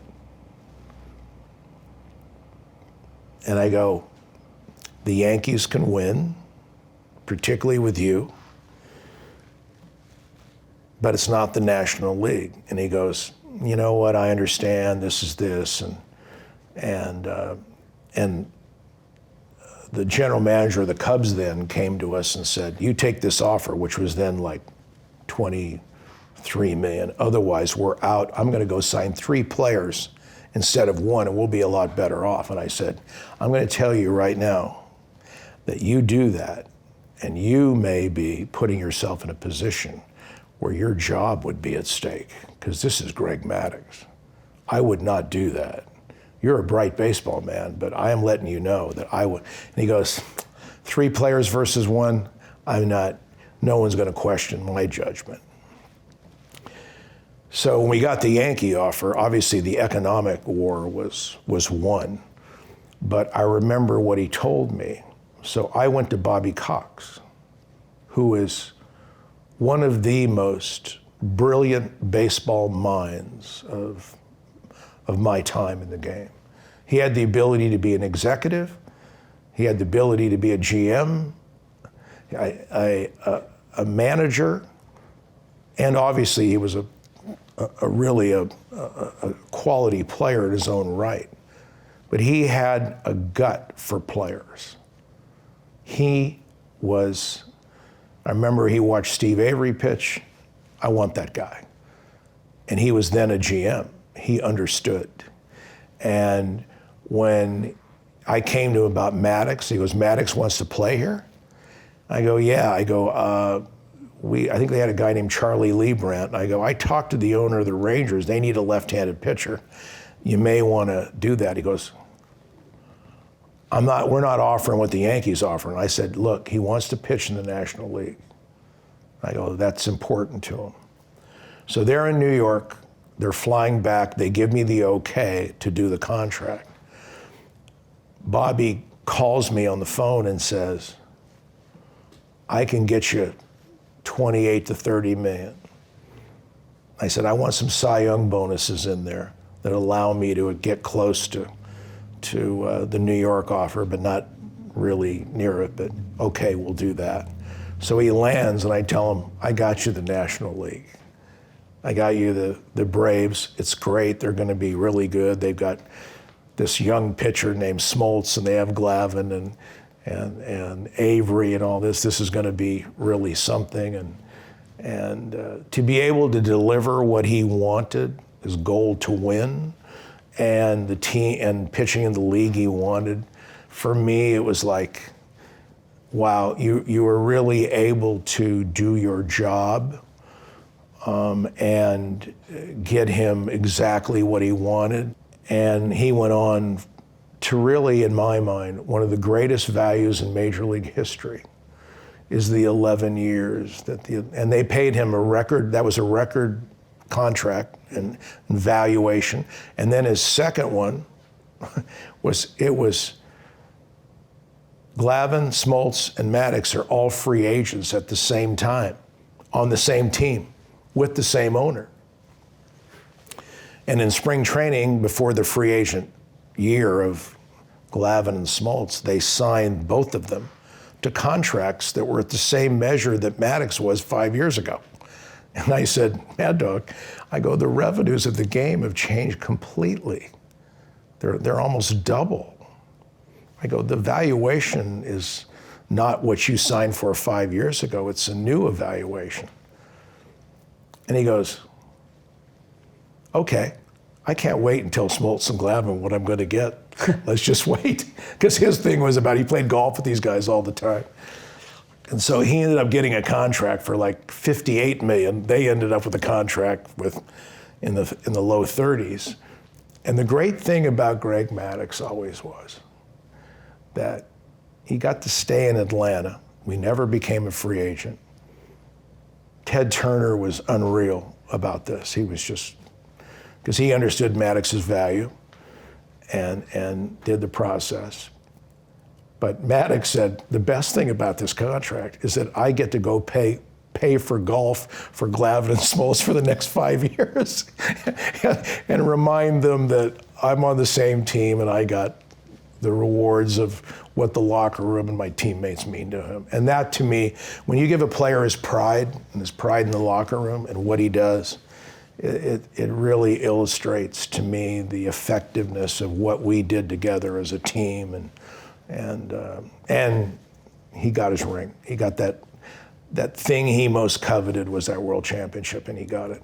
Juan Soto, the first time you realized the heights to which this would reach would be what? Juan Soto is a very studied person. He is relentless for information.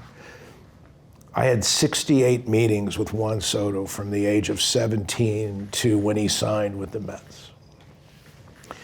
And it was always about sharing more and more and more with him about teams and markets and evaluations and also about greatness. How do you manage greatness? I go, few people know how to manage greatness, Juan, because you have to be around it. You have to see it. You have to feel it. Everyone wants to bring their opinion of the day to you, which is what they should do. It's their job to do this.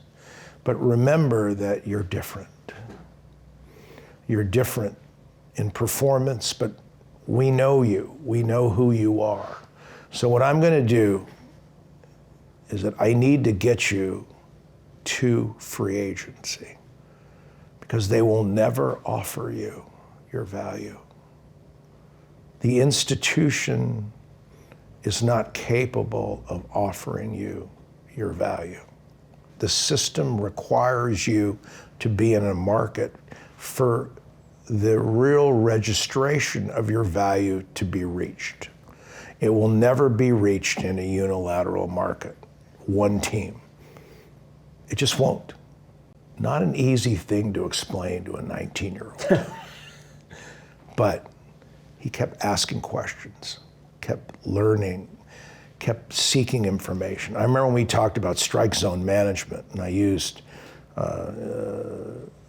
Barry Bonds and being around him and what Willie Mays had taught him gave me such a platform to give Juan, pass that on when you have bat speed and power, that you learn to swing less.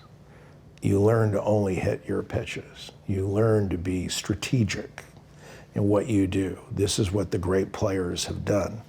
And he adapted that form, and his on-base percentage shot through the roof.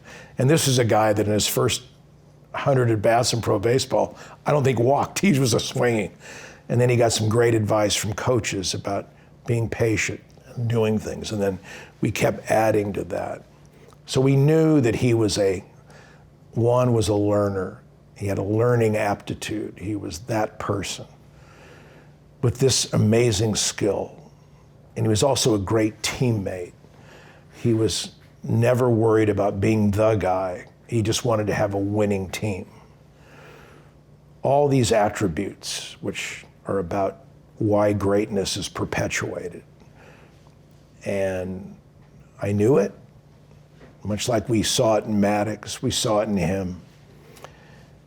And I illustrated what happened to A-Rod at a young age and being a free agent, how the markets are completely different when they're always going to go to what the current is. They're never going to seek what your value is and all those things. So we go in and we meet, and I said, I need you to make this decision. I'm going to bring all the teams here, and I'm going to have you sit down with the owners of the team. And we're going to discuss what questions you ask and what you do. And you're going to meet with them, and you're preparing you and your family for this decision. I go, I'm going to push all of the information into your vault, and then you and your family are going to process it. My job is to answer your questions, but remember, Juan, you have to decide who you're going to work with for the next 15 years. This is your decision. So we go into the meetings, and you always wonder what it's like to be in a room with owners and executives, and you've never gone through this, and you're in the room for 5 hours each. When will it become where it's hard to keep your focus? It's hard to do that, all those things. And with Juan, it was like he was playing a game. He was just intent, serious, asked unbelievable questions, went through everything. And to a T, every team that we met with came out and said, oh my, they saw Juan Soto differently. Even in the case of teams that had him in their locker room, because the owners didn't know him as well. They saw the genius in him of who he is and what his accountability is and what his responsibility is to the game and what he wants to achieve and all those things. And I knew once that was exhibited that the valuation of Juan then had an opportunity to, because it's no surprise to me that when the Nationals offered Juan a record $440 million, which at the time was the largest contract in sport, in guarantee. And I said to Juan, what are your goals? He goes, I want to win. We already won a championship. I said, well, the ownership is selling the team, Juan. We have no way of knowing what the new ownership would be. I go, they're using you as an asset to increase the valuation of the franchise, but that doesn't achieve your goals. Your goals are you want to know you're going to win and win annually. And for that reason, Juan could no longer consider the Nationals, and he knew it because they made the decision to sell the team. And so I said, and by the way, whatever you're offered, just understand that is a unilateral market. For Juan Soto, it's going to be vastly different. And he'd always say to me, how do you know that? I go, remember, Juan, when you were offered $100 million, I told you it's not your value, just wait a period of time because it's going to go up. Then it goes to 180, and then it went to 250 and to 300.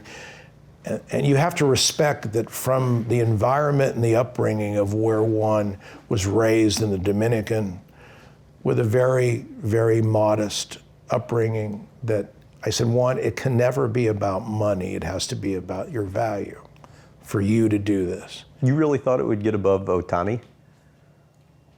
Oh, the net present value? Uh-huh. Oh, of course, because Ohtani was, in my mind, the valuation on Ohtani was not in anywhere near the true value of the player. It should have been what for him?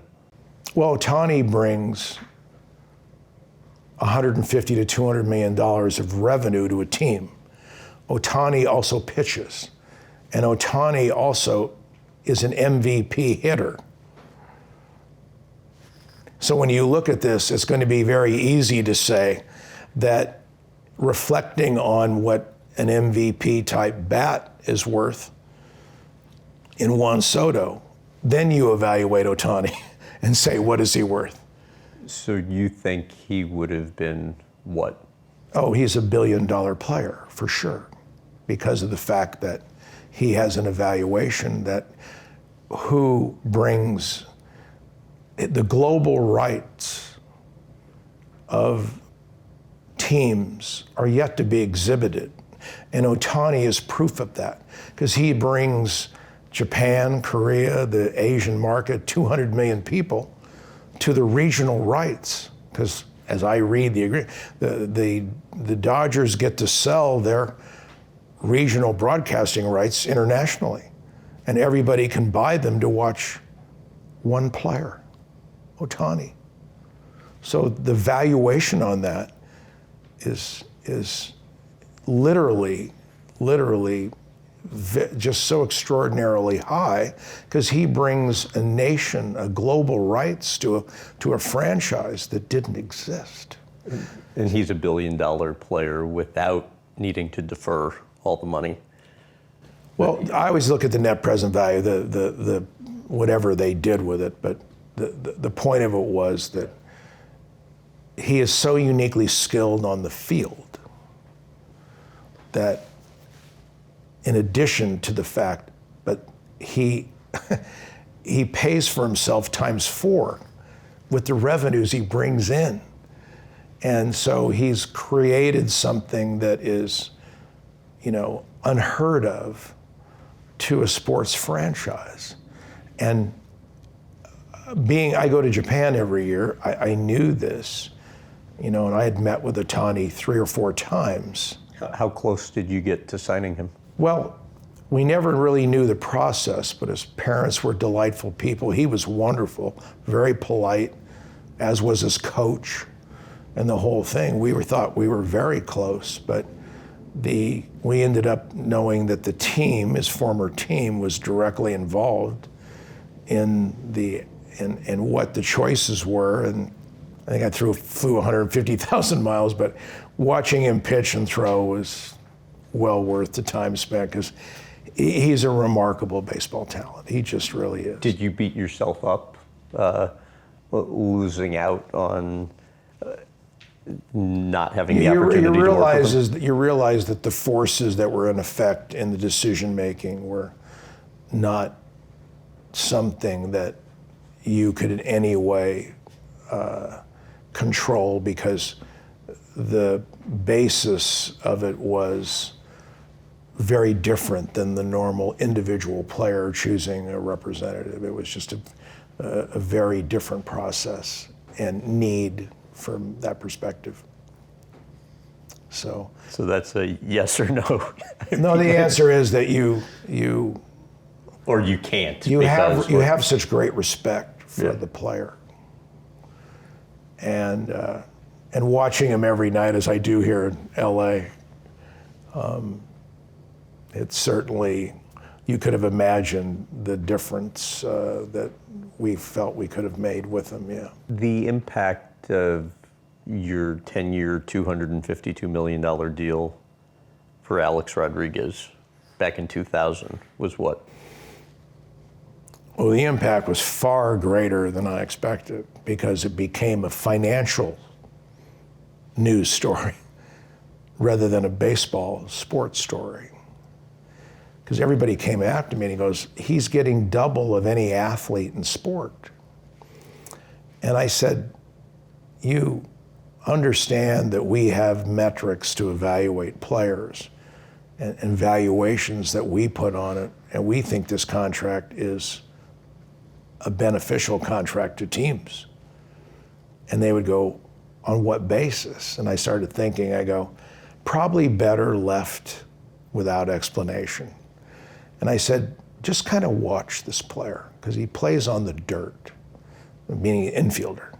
And I go, when you got a guy that can play on the dirt and hit for power, just start looking historically who does that. Start looking about what advantages it brings to teams who do it. And so the idea of that kind of resonated, and then, you know, A-Rod won his 3 MVPs, and then he was in the top 2 or 3 multiple times. And then when the contract got transferred, assigned to the Yankees, and many other teams were trying to get him, I kept on reaffirming, see, I had told you that many of you thought that this was some grand owner mistake, but the truth of the matter is, he traded the player. He got a player in return that hit 40 home runs playing on the dirt, Soriano, got a great young player in return, and he transferred the contract because he had his own personal financial needs for doing it. It wasn't because of performance. The player played at MVP levels and continued to do that. And sure enough, he became a world champion. And sure enough, he had a very historic career, you know, as a Yankee. And that first contract, if you look at the valuation of it, is that he really paid for himself in the first 7 years because his performances were that extraordinary above the rest. What do you think led to your relationship with him going south? Just philosophical, you know. You have certain things that you want players to do. And I think a player, as he matures, he has a right to listen to who he wants to listen to. And I didn't particularly agree with the people he was listening to. And I have a certain element of integrity with which we do things. And I say, it's just best that, you know, and he said, it's just best that we move in a different direction. He was set for life. His contracts were done. And he kind of moved on.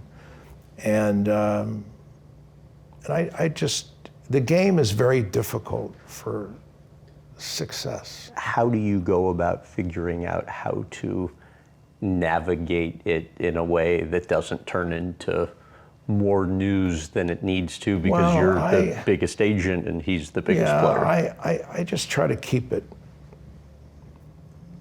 you know, between us. It's our relationship. I've known him since he's a boy. You know, I watch so many things, and you don't ever forget the success, the trials that they have to go through, dealing with greatness. And when you have precocious greatness at a young age, and what it does to you, and the expectations that you have, and all the things that are ongoing off the field, it's hard. And you always have you don't agree with how things turned out in certain areas of decision making. You're disappointed in many ways that greatness gets pushed to a place that it shouldn't be in your mind. But in the end, you always respect the idea that the player and the greatness that he possessed was something that was extraordinary. just, it's an extraordinary ability and talent. And the disappointment is that you want to make sure that when you climb the mountain and you get to the top, you want them to stay there. Their performance deserves that. And when that doesn't happen, you really wish that maybe you could have done something different along the way. You keep searching for that, but you also understand that. Do you think you could have? I think whenever the outcome is not pristine, you always wish you could have done more. You always think that in certain situations, you should have said something or done more than what you did. And the one thing I learned through these processes, you don't let greatness get in the way of your judgment of what you need to say. You don't let that performance blind you from saying things that you feel are needed about how they're approaching things. The only other player of his stature, to my knowledge, that didn't end on good terms was Barry Bonds. What's your perspective, looking back all these years later, on how that one ended? Well, Barry's a baseball genius. Wow. He had original thought about the game. I so enjoyed it. He always tried to hide his genius and talk about his skill and talent, but intellectually, he really understood pitchers in the same way that Maddux understood hitters. It was remarkable to hear them talk. They felt ownership over those pitchers, as Maddux felt ownership over the hitters. And they had that dominance, that innateness about them, and to learn more from them and do things. But in the end, when you give legal advice and people don't want to be curtailed by it, I understand that wasn't a bad ending for me, because he came to me, he was really underpaid, he felt as though he was, and I kept on saying, Barry, I understand what you want, but you're hiring me for what my vision is of what you should do. Not the guy to tell me what you want to do unless you want this result. To get that result, you're going to have to do something differently. If you don't agree with me, I understand. It's okay. You're Barry Bonds. And he was and I said, I don't think you should just let this contract exhaust. You shouldn't try to renegotiate it now because of the fact that you're Barry Bonds and that your performance levels are going to stay with you for a long period of time because you still got great bat speed and you have this great approach. I go, it's your intellect that will allow you to sustain, not just your abilities. I go, I need you to really appreciate how you really dominate this game intellectually, which is why you're going to perform at these levels for a good period of time. And I said, because I remember he came, I had signed Bernie Williams, and he going, look, Bernie Williams is making a lot more money than I am. What's going on? I go, like, contracts and timing are like hitting. I go, if you're off time, you're not going to get the result. You have to have timing in these things of what you want to do. And the unique thing about Barry Bonds was I grew to know that his comfort in San Francisco was the place to be. Free agency, ironically, was not the best path for him at all. And in the free agent market, people wanted his performance, but they were very concerned about him individually. And I just heard it and heard it and heard it. And really, the free agent market didn't respond to him. And I said, Barry, that's okay. You have other rights to use. I'm going to use arbitration to illustrate your value. And that in and of itself would cause such a disruption of the arbitration process because your value would be so great. They'll want to give you a multi-year contract, which turned out the Giants are going, we accepted arbitration. The Giants go, well, no other bidders. I said, well, and then sure enough, they gave him the 5-year contract he wanted. And so that was a very important result for me because I think he benefited from what he learned about us in his evaluation. But for me, I benefited so much from being around him and understanding the game that I've been able to pass on to players. As with Maddux, passing on to players the importance of how you dominate the competitor, how intellectually you do that.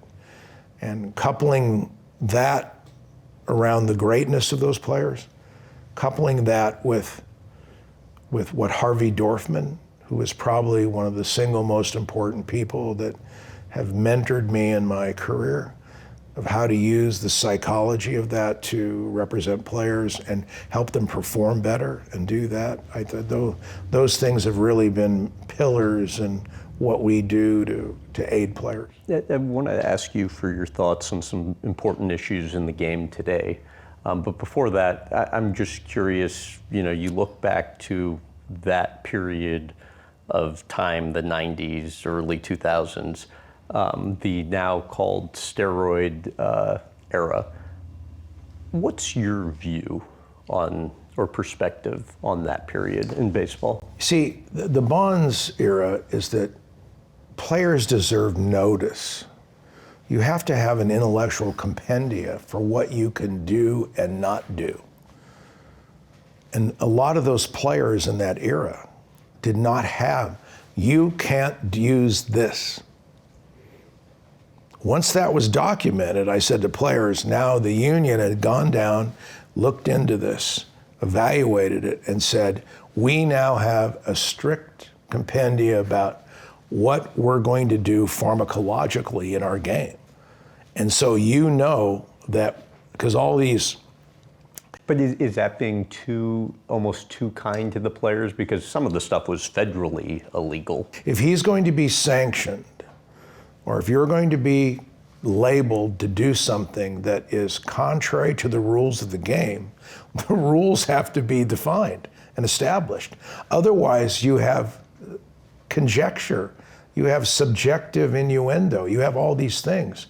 And my point is that I am one that, from my study of pharmacologically, is that joints, tendons, and ligaments are the end-all to a player. And that anabolic steroids and additional weight and all these things create greater stress on joints, tendons, and ligaments. It is going to hurt your career. Now, it may allow some sort of temporary spike, but you're cutting off a greater portion of your career. This is not good. That message was not being delivered inside the player community. It's so-and-so does it, it helped him, so-and-so does it, it helped him. And so... I mean, I would have to imagine like you're on the front lines of this at the not time. Not at all. Oh, really? Players I have never had a player ever tell me he used a PED, ever. Now, is that because during that period, you almost, in a role like yours, don't want to ask? No, the idea of it is that you're concerned with a player's health or what they do and how they do it. If they don't have a health problem, you go through, and this is my point about now, I went and then brought a training staff to this. Now I brought in professionals who are certified trainers, where they're monitoring the players year round. This is what promoted me the idea of creating our Boras Sports Training, so that now I have a greater hand on what they're doing day to day, monitoring their conduct and doing all that for the betterment of the players and the game. Because in that early 90s period, all of that, I didn't have that in place. And so I knew that for the integrity of the sport, what we're doing, to put that in place so I could go to owners and to players and parents and say, look, we want you to have a greater level of information and monitoring that even above what the teams provide, so for the betterment of your career and the longevity of your career. These players who are known or assumed to have used performance-enhancing drugs, when it comes to enshrinement in Cooperstown, what's your view of that? I think... And I ask that because you, more than anybody, are sensitive to records and the history of the integrity of the game is very important to me, and I'm about notice. The group of players that didn't have notice of the rules, to me, are treated differently than those who did have notice of the rules. And where do you draw that line? Well, I just use it the boundaries of when did this notice come? Did they, after having notice, did they continue to do it? And if they continue to do it, I would say that their treatment is different than that of players who didn't have notice. Meaning they shouldn't be. Like for Barry Bonds, allowed. for me, Barry Bonds in my mind is a player that did not have specific notice. And for that reason, I think that Bonds should be admitted to the Halls of Fame. Because remember, when any other objections they had about other reasons for, like Pete Rose, he had notice that gambling was not permitted. And but did these players have specific notice that, because he had many medical practitioners and people telling these players that this is okay, this is what you do, this will help you, this will aid you in some form. And in the baseball provisions and through the CBA and the involvement and collective bargaining, we then brought notice to what could and could be used by players and physicians and everyone else involved, so that now in advance you know or should or have reason to know that this is something that you should or shouldn't do. What about Alex Rodriguez? Again, when you're talking about this next subject, about those players who did have notice, you have to look at the totality of those circumstances. This is a different group of players, those who didn't have notice and those who did. Now, how do I treat the players who did have notice and what they did and why they did it and what's going on around them? And I think every person that has to choose that or look at it, they have to evaluate it in their own minds about what they think is appropriate for that era, that time, whatever. But I do know that Major League Baseball in its total has to be accountable for the fact that this was ongoing with notice to everybody before they even promulgated the rules. And that generation of players impacted the young players who did have notice. So the eradication of this is almost not just one generation, but the next generation. And then finally, when you get to the next generation, you're going to see less and less of this, where it's now no longer a thought or an idea, and that the medical practitioners out in the field are saying, this is not something that is available for you to even consider aiding your career. Okay, so my last black and white question for you on the topic, because I just find it super interesting, and I've had many conversations with Bob Costas over the years about it. If you draw the line at the players that did have notice, what's your view as to if they should be inducted into the Hall of Fame? I think the people making that decision have to take that class and consider the totality of the information. What preceded the generation before that affected the youth and the young generation? Because that's very different than the next generation, who had a full generation of saying, this is not the way to go, knowing that the young players had a generation that preceded them that said, this was acceptable and it actually helped me. So when you have to consider what the impact on that group with notice is, and that's not for me to decide. Which means it's basically gray. It's not black and white. It's going to be looking at the totality of the circumstances. I clearly believe the players without notice, is that it is the league, arguably everybody involved in the game, left this group of young players with something that was ongoing, that was not in any way objected to. Whether it be manager, general manager, owner, it was not objected to. And then there was the thought process that this helped players.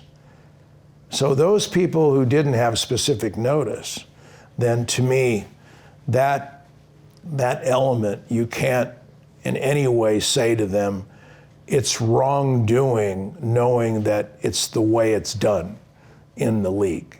And what that was going on, it was the way it was done. Whether or not there was wrongdoing or not was not clearly identified in the league.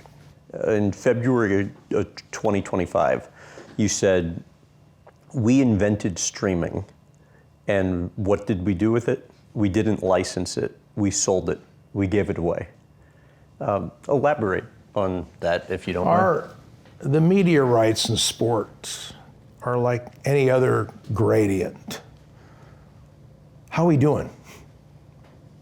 Adam goes into the marketplace. You're talking about Adam Silver? Yeah, Adam, in the I'm NBA? sorry, Adam Okay. Silver, yeah. I met Adam once at a Warriors game, and I was thoroughly impressed with this man. The commissioner. Yeah, he was talking to someone who knows so little about basketball, and yet we had a great conversation. But the idea of it is that, what did he do? Lesser ratings, half the content of baseball, and he got a valuation that was double of baseball? That, in and of itself, tells you that our media rights and the valuation of them and how we negotiate that evaluation of them needs to be altered, adjusted, reformed, looked at. And what I was speaking to was that the hardware for streaming was created by an MLB BAM entity.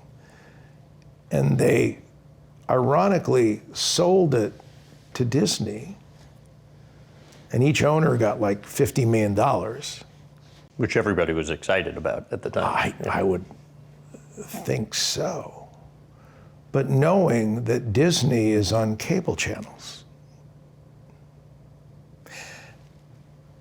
and understanding that Disney no longer needed to be on cable channels, and understanding that to cannibalize cable, the recruitment of Disney and its broad sources, which include ESPN and sports programming, is that they can broadcast and utilize this entire sports network and all their other entities where the audience didn't need cable anymore. So when we cannibalized cable, which was the viable resource from which we negotiated the primary rights of this. Regional sports television networks. RSNs, all this, yes. The And so- escalating revenue and player contracts have Yes. largely been because of that.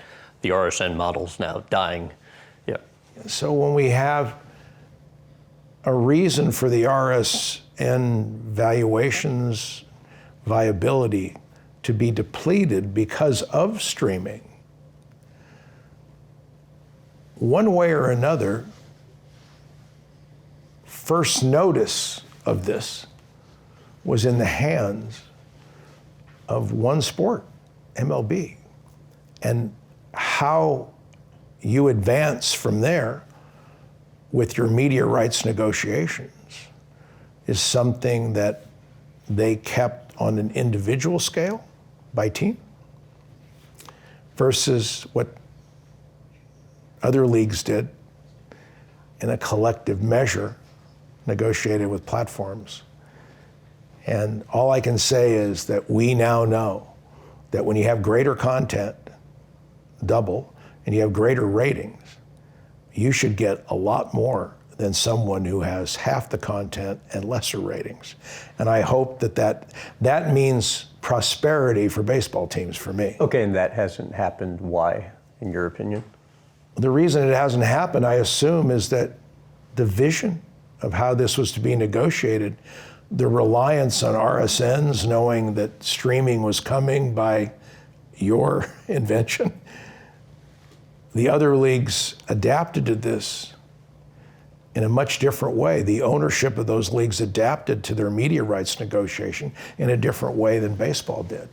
And the result is double the revenues for a league that has half the content and lesser ratings. That tells me, all right, in our next round of negotiations in 27, 28, the platforms and what we're doing and how they're doing, and they have models to work off of, which should dramatically advance the rights value of baseball teams. And ESPN recently opted out of its Major League Baseball contract. Some have suggested reach and promotion should be prioritized these next few years over getting top dollar for the period between now and 28. What's your perspective on that? The first of all is that where did ESPN's opt-out come from? Why did they opt out? Who put the opt-out in the contract? Because you see, in media rights negotiation, I am not a media rights expert. I sit with many people at Dodger Stadium who are in these fields, and they tell me that they want long-term contracts. And the reason they want them is that you don't want to be in a media rights contract for 2 or 3 years because you're building your ad base, you're building a tradition of where to tune in to watch that particular sport for a period of time. You want long-term contracts. So when you have an opt-out though, and you know that you're severing something that has 3 years to go, you kind of know that no platform is going to bid on you for a short-term 3 years. They're going to want more years. And yet you know you can't negotiate that because the league has all these RSN agreements that don't exhaust for 3 more years.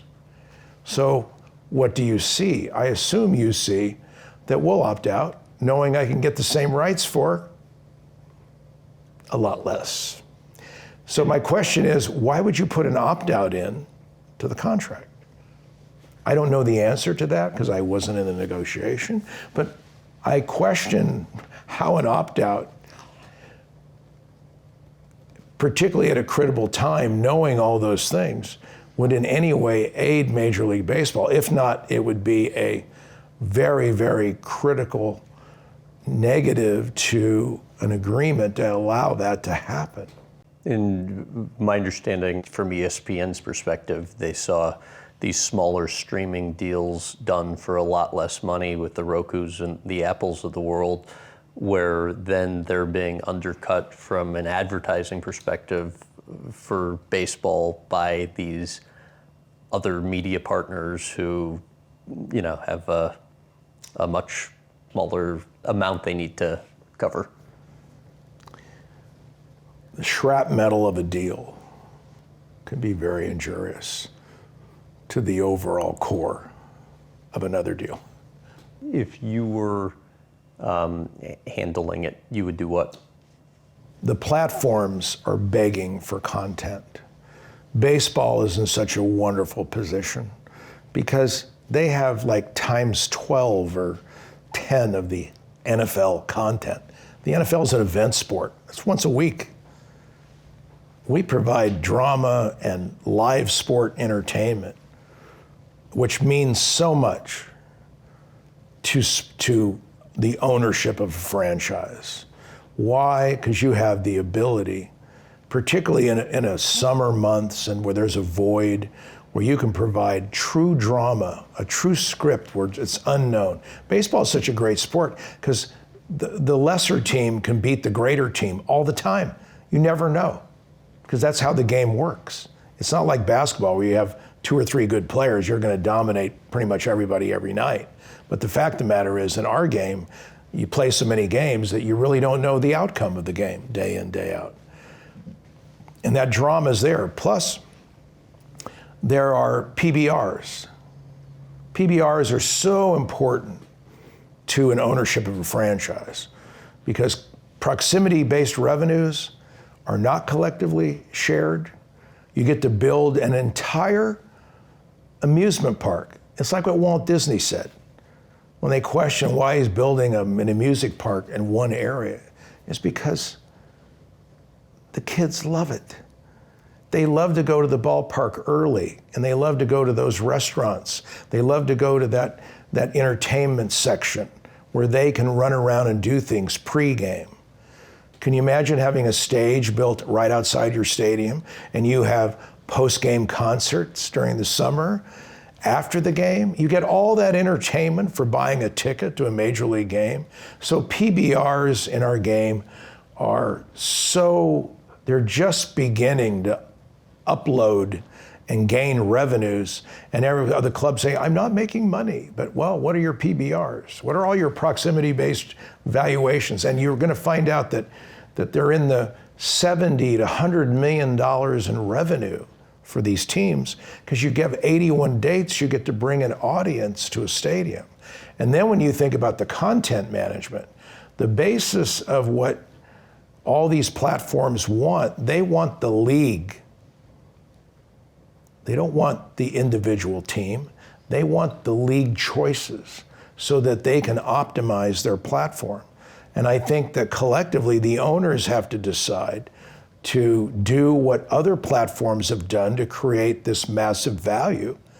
Because obviously they're buying content. You know, our per hour valuation exceeds any of the majors. Basketball is half, football is, 20%, but our per hour content availability, that is how this thing should be negotiated in my mind. It's by the hour of content available. It's not by Nelson ratings where on a Sunday, of course in an event sport you're going to have higher Nelson ratings because the scarcity of operating the game, but it's only once a week. The game can't repeat itself at the level that we can. In the remaining couple moments with you, I want to talk to you about your future. First, you think you ever sell? Oh no. We want to be a legacy brand. When I sit down with parents and players, day one, I say, we're about you, we're about your career. We can afford our principals. We have no debt, we own our buildings. The ownership of this entity will be within our family and our family trust. They understand the designs of this and how it will continue. And the reality of it is we have the tremendous negotiating team. This is not a one-man band, it's 150 people that everybody's providing their expertise to give their best efforts to make sure that the athlete is cared for on every level. When do you see running this business till? I just go back to the Supreme Court justices, They're operating at a high speed of light in their mid to late 90s, so I'm figuring I got a good 30 years left. Okay, with 30 years left, that would put you in your early 100s. Well, we'll see how the health is around 100, but Do you think you ever retire? I don't think that's in my vocabulary, mainly because the vibrancy you receive from what you do is life unto itself. In other words, you're not you unless you're doing what you do in the manner you can do it. You get up in the morning and our sports training institute gives me a list of things I got to do. You do that every day, and you do it why? Because you got to, you got to compete with the game. You got to stay up with the game. You got to get after it. And that brings you the ability to enjoy so many other things in your life, your grandchildren and your children and the people you work with, and seeing them grow success in their careers. And that's really, really rewarding. And the other part of it is that you're able to give a perspective where you're always open to the new, the next theater of understanding that's going to come to give you greater insight about the game and execution of it and what you do. And for me, the science of that is I read the New England Journal of Medicine all the time, and you see where medicine's going and what they're doing, and baseball's no different. It's evolving, and you hear thoughts from people and original things, and I always find that exciting. But I also get to return to the grass, to that field, and that's the thing that makes you know that kind of it's where you belong. It's what it is. When the transition at some point, whenever it is, happens, when you're no longer leading the charge here, what's your vision for what that looks like? We have a level of expertise here where people have been trained for 25 years and more, and they're really, really good at their jobs. They're so far, in my mind, above what's available in the field. And our negotiating staff, our legal team, our free agent models, our arbitration models, they're year-round elements. We have people that have been there training athletes, specifically in baseball, at various positions for 30 years. And they're constantly going to new educational venues, our medical review, what we do in a perspective of marketing to make sure that the player's performance is not interrupted by marketing demands, and yet their marketing is optimized, how we handle their equipment. We have expertise of 20 years or above in all those categories, and it really makes the evolution of this company, whether I'm involved or not, to be a footprint for that layer to involve in, because they've had all that experience, they have the currency of today, they have all those things, so they can just evolve into the continuance of the performance at the best available levels. A sports agent has never before been inducted into the Baseball Hall of Fame. That would mean what to you? I laugh only in the sense that when you began in this career, and the absolute trials of what it was to deal with respected men who'd been in baseball their whole lives, and how they greeted you and how they just shut the door on you, and how they really, really felt that this was something that was so negative to the game. Don't you dare bring business, advocacy, legal protections to them.